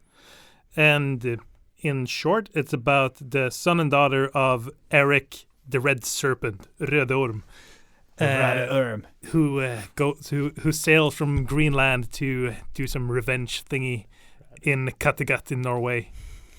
And then they go into war with the Britain, with the Brits in England. And I recommend it. And something that I didn't know that you taught me, because I was like, why did they make another show about Vikings? We just had one. Oh yeah. And it was a continuation of the story about Vikings 200 years in the future. Yeah, this is 200 years in the future since the last TV series about, Ragnar and all that. Yeah. So it's like a still like that I haven't seen. Yeah, so it's. But I think that also these are not the same creator either. It's the same franchise, but it's like new writers and stuff. Okay, cool. And so, I mean, they mention all these old characters, but everything is new. And but the production value and all that, it really Still shows really like, good. whoa, this. But is it better or? No, it's better. I think I find the story and everything a bit more engaging also than the last one, because I think I remember I saw the last Viking series last year. I haven't seen it before, and I felt like, now they're stretching it. Now it feels like there's a lot of stuff going on. In this one, it was more. It was an easy storyline. They go there for vengeance, and then they get dragged into war, and they have. It's a really cool, very cartoony, very evil villain in this show. Like a Christian monk of some sort, like a killer monk or whatever. I seen that, and then I finished the mid arc. I think we called it second arc of Attack on Titans, because I think the last final arc this is will so confusing will every be time you say it. Yeah, but I feel like they've been splitting up the last season of this thing in three different arcs. Oh, man, so I think the I hate first this arc stuff. was last year. This year's was the second arc, and next year will be the last arc. Why? Why make a season 3 years fucking long? Just call it that's that season, and then the next one is Yeah, next exactly. season, and then And the it's last just season. 3 episodes per season or whatever the fuck it is. Just name it as I name my work files. This is final, and this is final. Final. I promise this is the final. Is that what they did with Final Fantasy? Like that's why Final. there's so many of them. Or like just number them. In the future, when they we're like, it's 100. Let's just call it Final Fantasy. Final. Final. Yeah, no. So I recommend that too. Yeah. I'm gonna watch it next year then. Oh yeah, when the final When is the final final is, is- yeah. When those lazy animators are done with their painting. Come Yes. Yeah, Those losers. lazy, underpaid animators, overworked animators. Goddamn. And then they have the B team to do the fillers. Like, Oh yeah. Yeah. why don't you just put those assholes on the same project? Yeah. And then you have more animators to make the show great again. Yeah. Now, I stopped watching when it was canceled the first time. And then I could just never pick it up again. Mm. And then, like anime, you never know when it's going to end. Oh, So, yeah. I just can't. It's like when people recommend and say like, "Oh, One Piece is a great show," and they're like, "I'm not sure if I want to."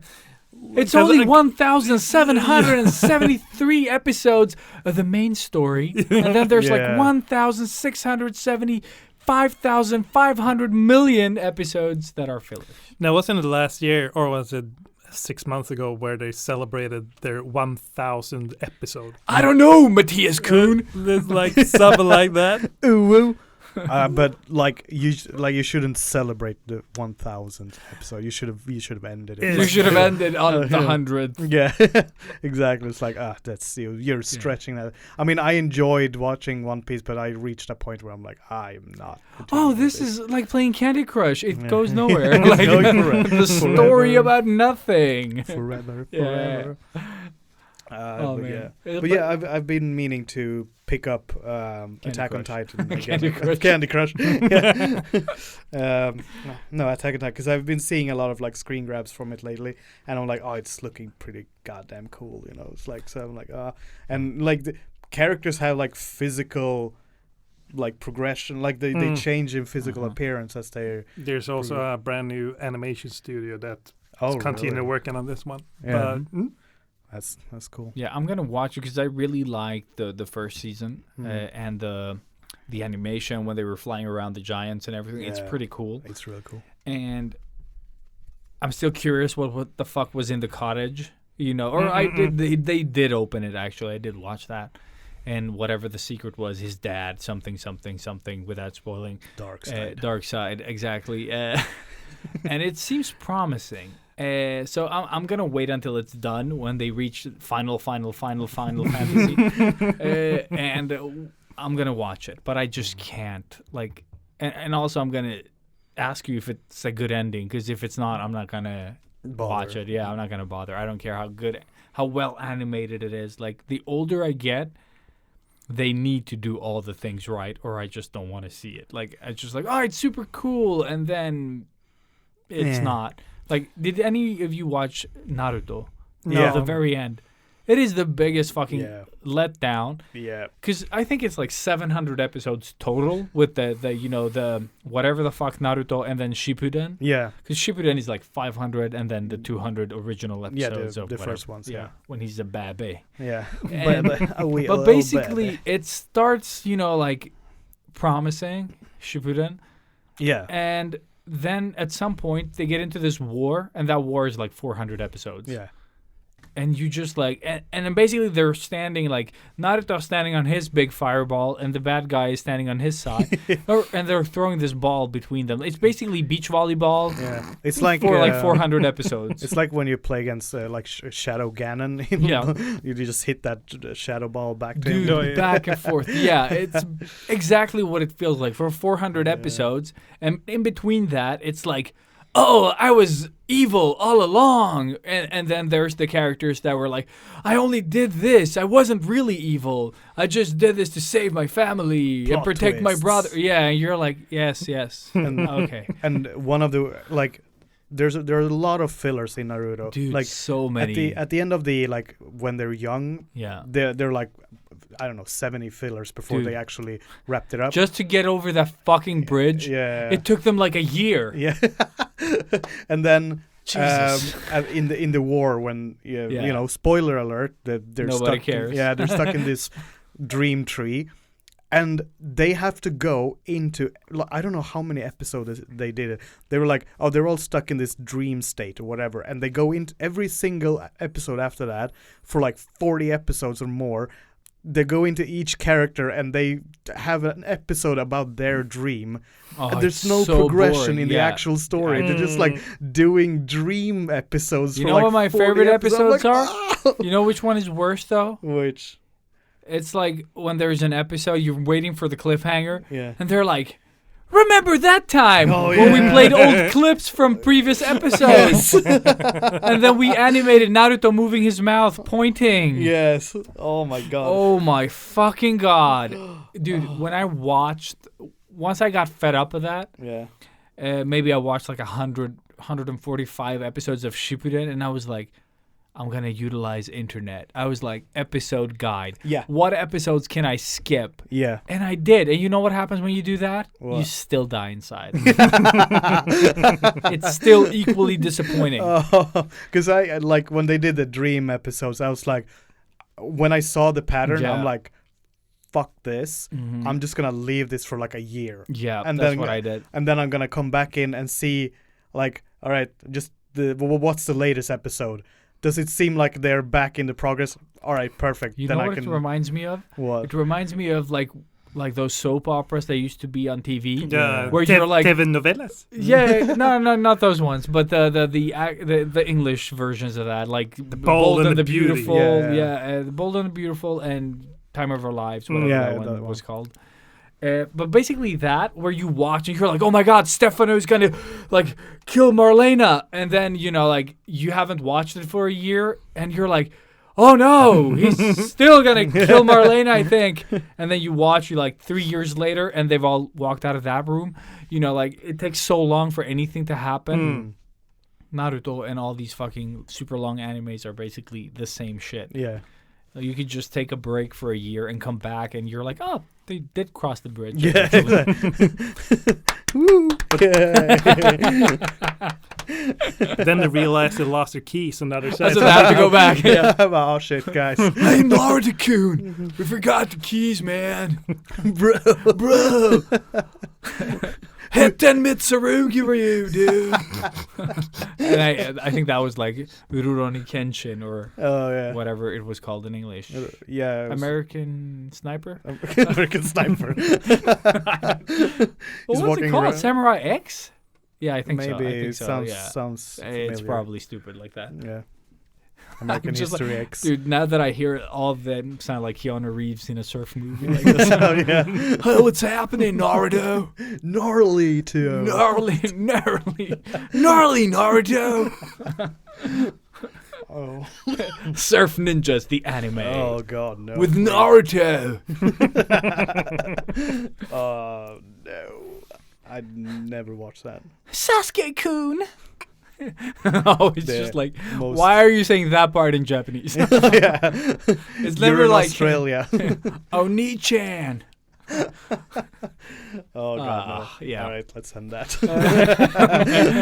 Move on. No Move mas, on. no mas. No mas. And then, for any old timers out there listening, I watched the new version of Kung Fu, the David Carradine classic. That sucked ass, but still, Not Kung Fu Panda. but not Kung Fu Panda.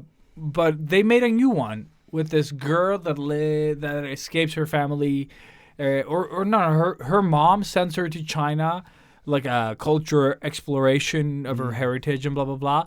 But in fact, her mom is trying to, like, basically it's Mulan, where she gets her to this like wedding arrangement lady thing that's gonna match her with Matchmaker. exactly, a matchmaker to try to get her married with a good Chinese boy.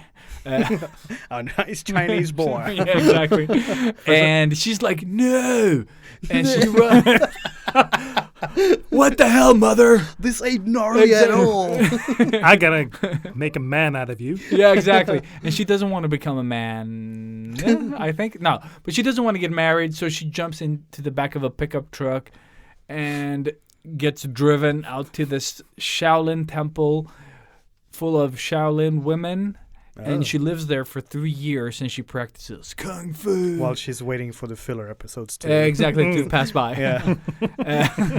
So basically, she gets trained in kung fu, and this like female Shaolin temple has like a legend of like warrior women that were, or like they weren't warrior women, but there was this like the men went out to war. Yeah. In this legend, and then the women were left to defend themselves to invaders and stuff. And this one lady, I don't know if she prayed, she got like some magic sword, and like she fought off like all the bandits, and then she started training some other ladies as well, and they became so fierce that they started helping, everyone. Yeah. And those descendants or something like that are part of this Shaolin temple, her Shifu. So she trains and becomes like the best kung fu lady ever in 3 years. And everyone who's trained martial arts knows that it only takes 3 years.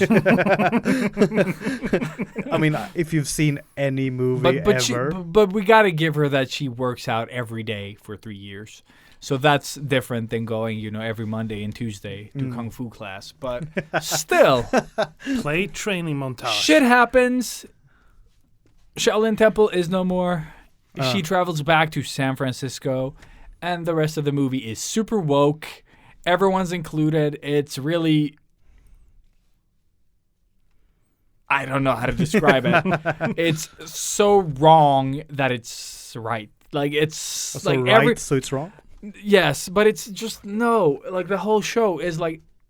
It's so cheesy, and no one ever does anything wrong, and everybody understands everyone and, you know, their position in life. No one's judging anyone. Like, it's crazy. Like, it sounds like there's no fighting. They just talk. no, They no, just talk there are the out of it. bad. Look, there are the bad people that she kicks the asses of, but the whole show is so right. Like, oh, my brother is, you know, gay, and he told mom and pa, you know, and it was all like, it just feels like we're trying to not, like, step on anyone's toes, and we're like, so it becomes very, like, what the fuck am I watching? Yeah. Instead of kind of tackling it in a way that would feel real. Yeah, that's what I'm thinking. So it's so, like, doesn't matter what topic it is. It doesn't matter if they're talking about rioters, and then this, like, black kid gets shot, like, on the street because he was skating and they thought he was a burglar, and they do that whole thing, and that whole thing just becomes weird. It becomes, like, almost uncanny. Yeah. You know what I mean? Like, it's so woke that it becomes surreal in the show, and everyone's just, like, it feels like everyone's acting weird. Yeah. Because everyone's just, you know, it doesn't feel real in a way, and it's over and over. Like, stuff happens, and everyone's so understanding always. No one overreacts or has, you know, like, it's all just weird. Yeah.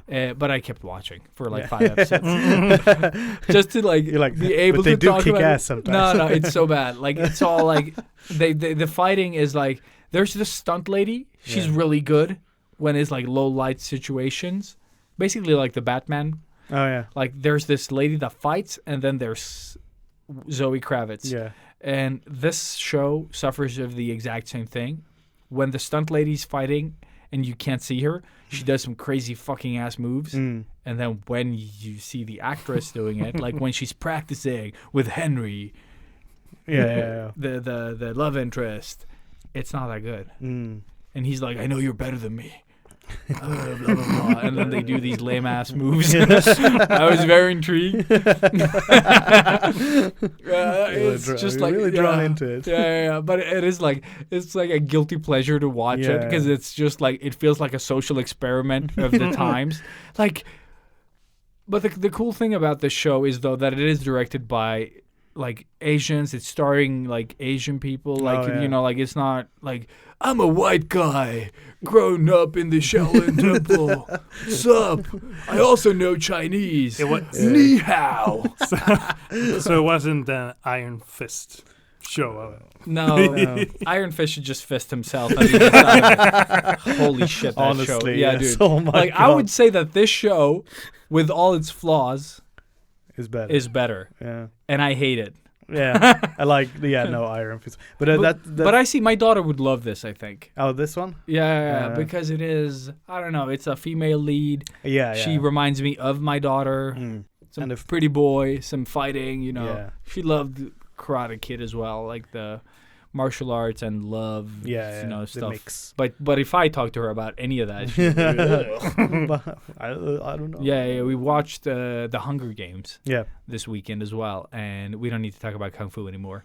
But it's like Matthias said, the Hunger Game movies are half good movies. You know, like, they're good enough to watch, but not great enough to really talk about. But we are going to talk about them, because I don't think we've ever done that on this show. So we did watch Hunger Games 1 and 2. And my daughter loves them, but they were fucking, like, they were darker than I remembered them. Like, sort of like, we all know what the plot is, you know. But it is just like, my son did not like them. Like, he watched the first one, and he was like, for him it was too real. Oh, okay. So, and I was like, oh, these are, you know, basically Twilight with bows. Yeah. But it is way darker than Twilight. Twilight is lame. Yeah. Say the.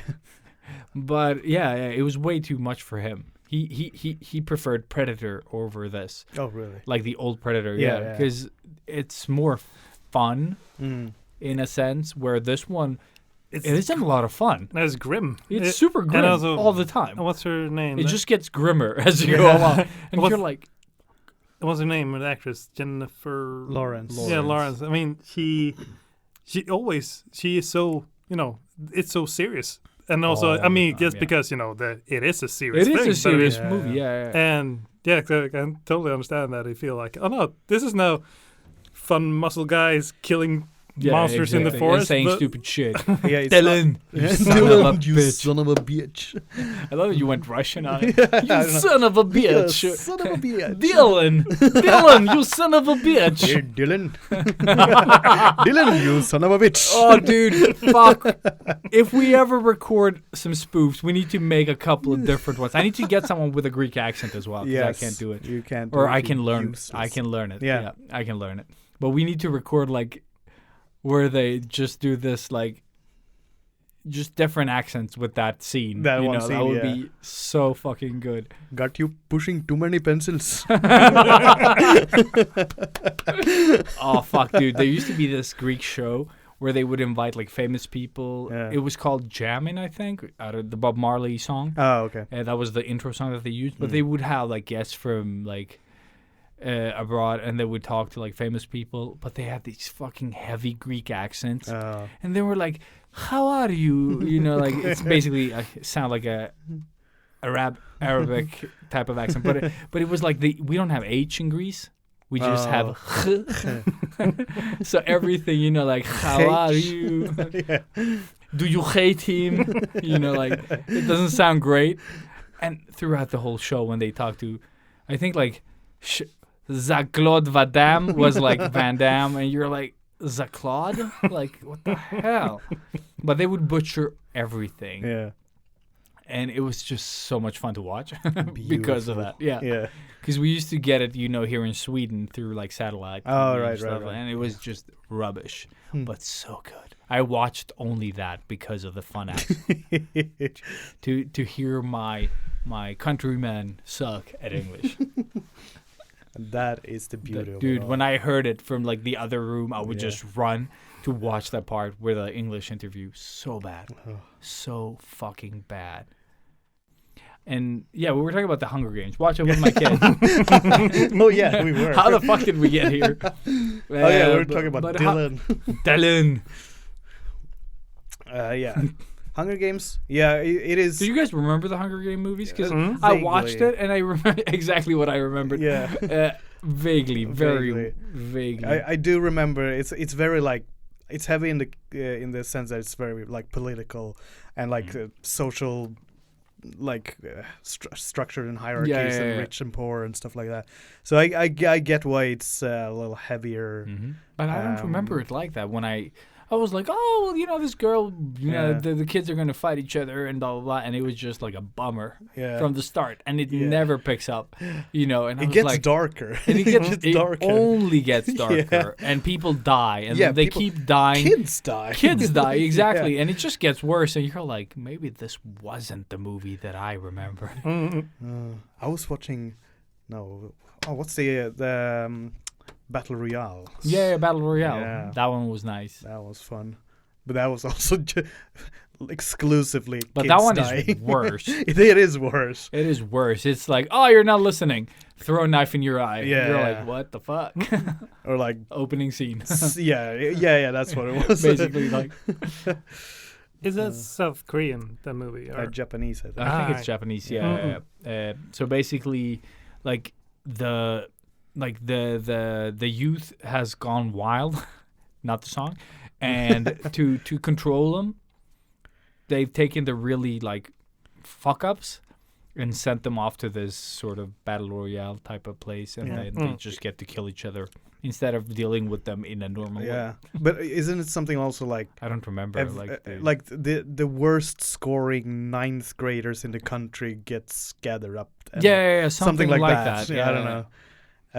And they do just get to kill off each other in But a what game. happened to the winners? Like, okay, that's a spoiler, maybe. I think the winners just get to survive because Or they just get dead. no, don't because I know remember. there's one of the guys in the group. He was the previous winner. Exactly, but they just throw them back in, I think. He Like, I think- he came back voluntarily because he Oh, wanted that to do was it it. again. Mm. Oh, 'Cause he okay, was a because psycho. Yeah, Yeah. okay, yeah. Maybe that was it. He's the guy who had like an open shirt and like a tomahawk, not a tomahawk, a tomahawk. That's a Tomahawk, that's an axe. yeah. Mohawk. I meant. Mohawk is what you meant, yeah. He had a tomahawk on his head. And he was like, "Hey, what's happening, Naruto? It's dying time." Ikuse. Yeah. So, what have you guys seen lately? Anything to recommend? Like I haven't seen a lot of TV shows No, but lately. whatever. Like this goes for 'cause- everything. yeah. Video games or anything. Because I've I've started playing what's it called, At Death's Door. Never heard of this. Yeah, no, I just saw it randomly somewhere on TikTok or something. I don't know, but it's sort of like roguelike, soul-like game because it's kind of difficult. It's not super difficult like Dark Souls, but it's still hard. Like you die at the bosses and shit like that. And they have a similar like introduction to the bosses where like the name shows up like that. But it's very Naruto. but it's a much cuter style sort Okay. of.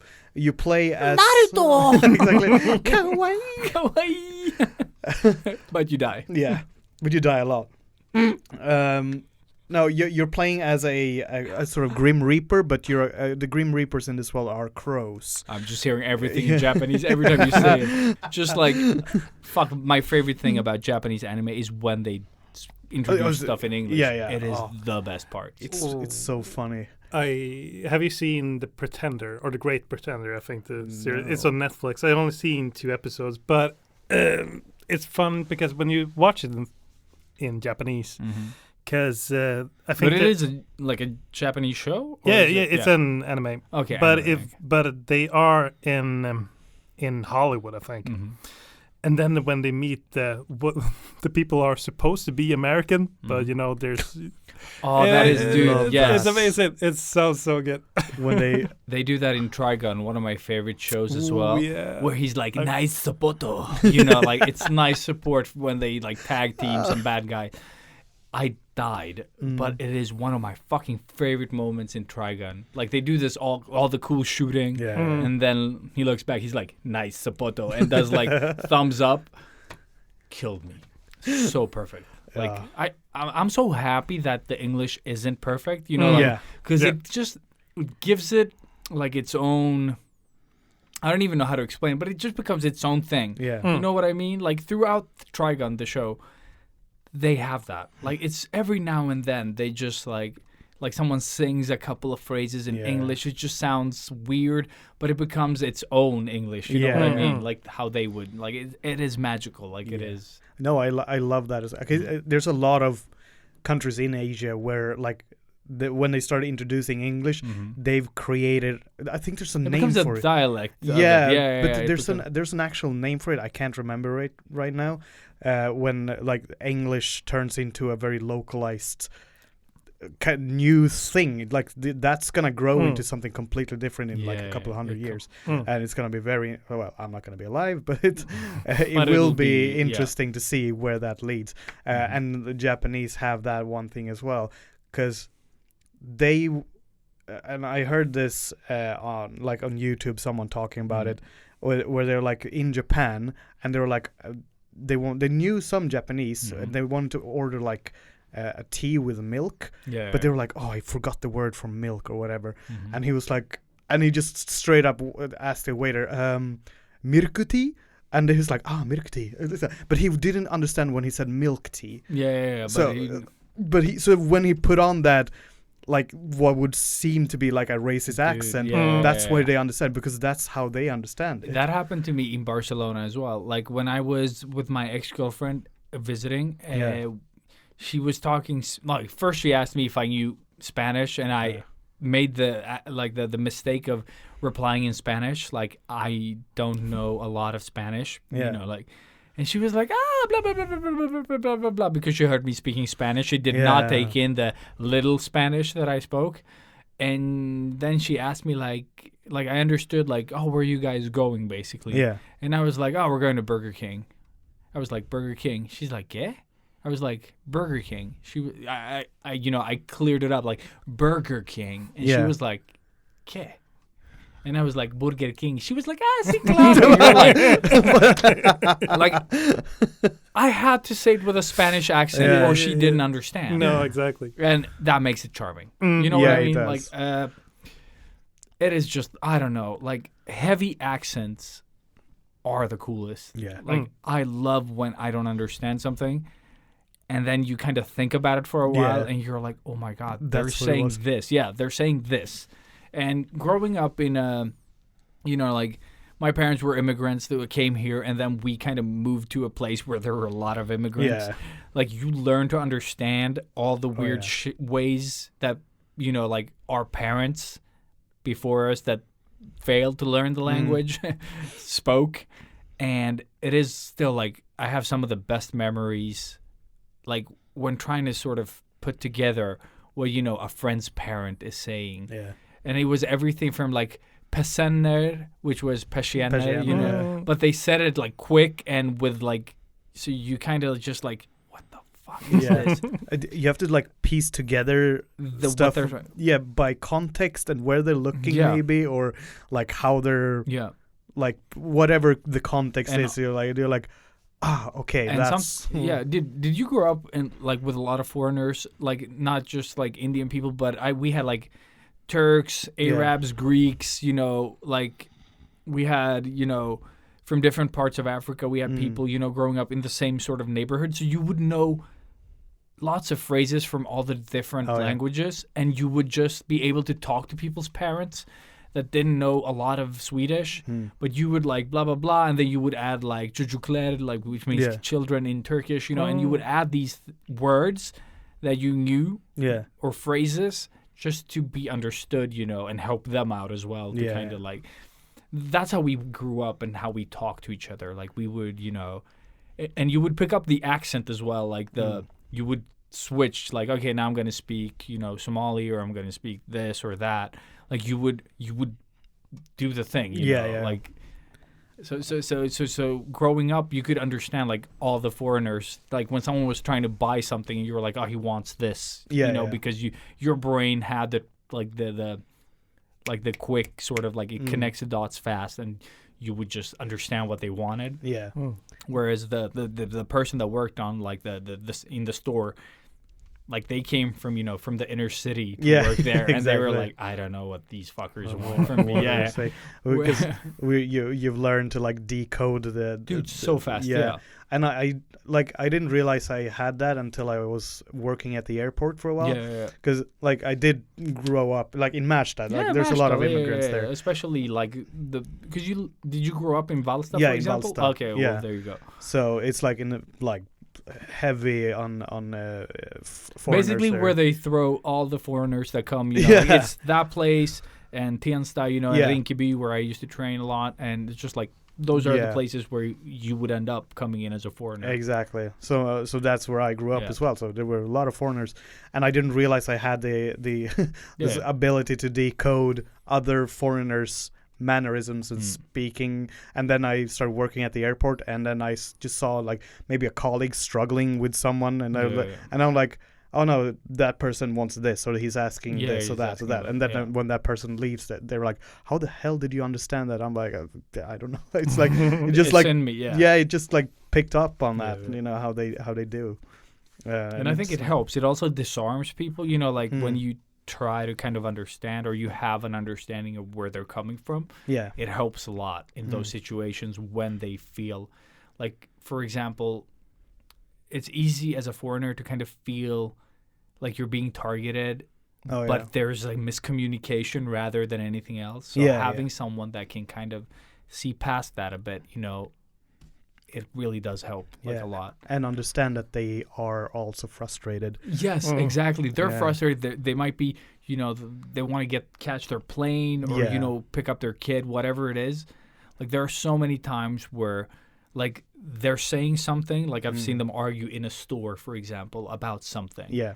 And you just like you're trying to understand because you're in line as well, and you're like, okay, now I understand what they're arguing about. Yeah. But the person like working there doesn't understand what they're trying to say, you know, and you just go in and like, I think this is the thing, and you do that, and it kind of just disarms the whole thing because they're understood and don't feel attacked, and they understand because they were, you know, clueless Yeah, exactly. to what they're arguing about. Yeah, they're like, yeah. Because that person is like, oh no, this foreigner is yelling at me. It's Yeah, like- exactly. Yeah, the foreigner is yelling at me, and you're not understanding of the foreigner's needs because you don't understand what is going on. Yeah. And dude, hanging out with like the Syrians that I grew up with as well, that my neighbors, like, it would sound like they were arguing all the time. Yes. So you get used to that, but then you see them, and they were like when you hung out with other people that weren't used to that, they were like, oh, I think they're arguing over there. You're like, no, they're talking football. Yeah. You know, like, Yeah. It's so funny seeing like when you get used to like, because they have a, they Dude, speak like up here. so loud. Yeah, so loud when they So speak loud. normally. And once you get used to that, that's the normal. Yeah. You're like, and also when you hear them actually arguing, Dude. holy shit. Holy shit. Yeah. That's like, I want to please call the police or something like that. Yeah, Because, dude, oh yes. my God. And it's not that it seems that like it's going to escalate to violence. No, it's no. just like, because they are already Already speaking there, this yeah. high. Yeah. When they argue, it goes Dude, even further. And I'm like, mommy. whole childhood. And the best thing is, like, when they used to have, like, birthday parties and stuff, Yeah. they would all be, like, 30 people in a living room of, you know, 5. Yeah. And Yeah. and everyone would talk, and they would, they would have, like, 5 conversations at the same time. And everyone's screaming like Yeah. out loud and waving arms, and you know, like, and everyone's eating at the same time, Yeah, like, yeah. and they're eating like. And sometimes would it be looks like they're chaos. like yelling at someone, Dude, and then all the they time. laugh afterwards. I'm like, okay, that was a joke. Exactly that. Like, it would be so hectic.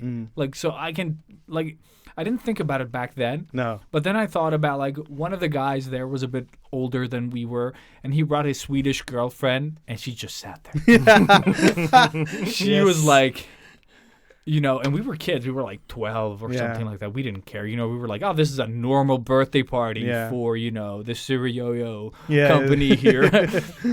And she was like, are they always like this? I was like, this is calm. I was like, this is a birthday party. This is like how they roll, you know. Yeah, it's but fun. it was insane, and it was always like, it was like the first cousins, the second cousins, the grandfather of of like the Grand cousin. the grand cousin. Yeah, it was just like that family tree was so fucked up, complex. You know, like a root system basically. Yeah. You were like, I don't understand anything. They were like, no, we're fifth cousins. I was like, Yeah. I don't even have first cousins. Like, Yeah. where did you get fifth cousins? Like, what does that even mean? Exactly. Like, what Who's the like next what in is line? yeah, exactly. that? What is this tree that you have that is so complex? But yeah. And it's funny how it goes from, it can go from that type of mannerism can go from like, I don't know, parts of Africa up until like, I don't know, even Italy and Greece maybe, even like, and then Middle East and off to like India, like that entire like lane, they have like that level of like energy in a room. Yeah, dude, it It's is like, so oh my God. insane. Like, and the cool thing is, I had a friend from India. They owned like this leather jacket. More than me. Yes, before you, there were man. more Indians. But we didn't have that many Indians like growing up, like people from actual India. But they I remember the reason I saw their store in the city before I knew them, and then it just so happened like he was like, oh, we own that like leather jacket store like in the old city. Old Town. I was like, oh yeah, I pass it every time I go to the comic book shop, you know, and they owned it because you know, out of curiosity as a kid, you were like, I'm going to walk down the stairs and check out this place because of reasons, and it was their store, so it was pretty cool. But we used to like, he was the first guy that always had like, his dad worked in the U.S., so he would always go on business trips over there, and then he would bring back, you know, like a SNES or like some new video games and shit. And that's the first time I played Street Fighter and Super Mario World. And my mind just fucking blew up.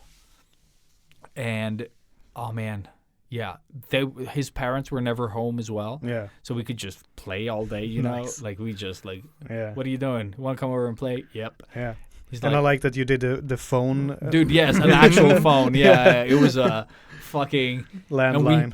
And we had the the phone that the spin wheel. Yeah, until we got the digital one, and then we can go back to the spin wheel because the spin wheel it took like 5 minutes to call a friend because it had to you had to do one number and then you had to go back and then you did the next one and then you're like fuck. I did the wrong one, or something, and then you have to click it and then start over. I was so envious of all the kids who could play Hugo, Hugo Oh, on the television. Dude, I couldn't for the first few years. Because I used to have the spin wheel phone at home, so like I can't participate. I need a button phone. A button phone. That would be a pro move if you managed to learn how to play that. But that's how we did it. Like to play that game, we called, and for the first time in forever, we managed to come through. But our phone was in the kitchen. Oh yeah, and exactly. the TV was in the living room, and there was no good way. So I stood by the phone, and my brother was like, right, and you were like, doot, pressed like 4, or 6 then. But it was just like, and we lost, of course, immediately because the delay, him seeing it, telling me reacting to, like we jumped like 2 seconds. Yeah, before. but we managed to do like 2 jumps, managed to avoid 2 things, and then started becoming hard, and we lost immediately. And they were like, "Oh, we're sorry," blah blah blah. Stopped listening. Yeah, I was so bummed. I was like, "Hang up." And you're like, "Oh shit." Yeah, I don't even remember what I said on the phone. But I love that we like right, no, I'm just screaming. Foreigners calling in. Oh man, but good times. Yeah. I have nothing else though on the subject of retro. No, we started talking about foreigners. Yeah, exactly. we started with Hunger Games. And then it just, he just kind of went where it went. I talked about a game for about 30 seconds. Oh, yeah, okay. Let's go back to that, finish that game, and whatever the fuck it was called, because I don't remember, and we'll end on that. Yeah, it's just called Death's Door. Death's Door. Cute style, but it's dark but cute. You play as a Grim Reaper, and all the Grim Reapers are crows. And all the it's got very cool boss. I've only done 2 bosses maybe, like 1 mini boss and 1 like boss, and then now the 3 main bosses are waiting. Does it have a story? I was just thinking, does it have story? Yeah, it does. So the story is when a Grim Reaper kill everyone. Yeah, when a Grim Reaper leaves the Reaper realm, they go through a door. And then they reap the soul of whatever they're reaping, and then they go back through the door. If they do not bring that soul through the door with them, they will keep aging. So normally, normally a Grim Reaper is immortal as long as the door closes. But now they will keep aging. So the story is basically you need to find a way to get that soul back through the door. Okay, so you're locked out of the door. You can still go in, but you will keep aging anyways. Okay, because you didn't bring the soul. You didn't bring the soul. So you can come back because you can buy upgrades and shit in the Soul Reaper store. Yeah, and then you go out and you do this. It's a kind of roguelike camera angle, but it feels a little bit Dark Souls-y, but cute. I don't know. It's hard to explain, but it's a real nice game. I like it aesthetically, gameplay-wise with controllers and everything. So yeah, recommend it. Very nice. Yeah, and it was called. It's called Death's Door. Death's Door. Okay, cool. I will check it out at least. Yeah, because it sounds cool. Yeah, it's nice. But is there an emphasis on the story, or is it just it's there, but you don't think about it? It's more like it's there. Okay. Yeah, because you don't feel the pressure of I'm aging. It's the aging part isn't really there. It's just the narrative. Okay. Cool, yeah. cool. So, but the gameplay is fun, and they have cool bosses, and they're fun, and they have a lot of humor in it as well. Because there's one character who has a headstone of a grave. like just tied to his head, and his name is an anagram of the word headstone. Lol. And then there's one guy who has a head that's like a boiling pot, and his name is just Pothead. Just That like- was the first thing I thought Yeah, about, like, exactly. pothead. So there's like a bunch of like these tiny like humorous elements to it as well, and like the characters have character. There's one boss. The which characters have character. Yeah, It's exactly. very nice. and the boss, one of the bosses is like a witch, and she's very Ghibli witchy, like all the witches in any Ghibli movie Mm. or old ladies in the Ghibli movies. She has that vibe to Very it as nice. well. So it's I like it. So far so good. And also, I think we should end on this note. Monkey Island. Ron Gilbert is like later this year? Or Yeah, was it later next this year. No, this Was year. it this year, right? Mm. They're Ye- releasing a new Monkey Island game. Return to with- Monkey Island, I think. Isn't that an actual game? Return to Monkey Island? Is it? I thought it think was. so. Oh, yeah. But it is with the original creator, Yeah. Ron Gilbert, in the, I guess, the helm? I- As pirates? Yeah. Ah. I don't really know. The thing is, when we say the original creator is back, did he not? I mean, wasn't he part of any of the other previous games, or because No, but they did these like the series, the Tales of Monkey Island, which was like they released little parts, like right. episodical. I don't know if he was involved in that. okay. Mm. And also the license of Monkey Island rested with Disney for a while. Ah, I don't know see, I how see. that works. If they bought the license back or something, I don't know. Because what Disney did when they took over Lucasfilms was to fuck us over. I bought all the editions of Monkey Island on the App Store, and they pulled them all. Oh, Lovely. Thank you, Disney. And they never talked about it ever again. Even when Sounds people Disney. tagged them, including this guy, that just said something and tagged Disney. I don't remember what it was, but Well, you super were annoying. angry. But really excited. Nah, too old to care. But it was like I'm super excited to see what they do with it. The play style looks, or the style that they teased with, the little animation that they released, maybe could be something. Could But we will see. Time will tell. And time will tell. And with that, my friends, thank you for tuning in. For me, Ilias, me Matthias. And from me, Daniel. a.k.a. Wolf. Thank you. Come again.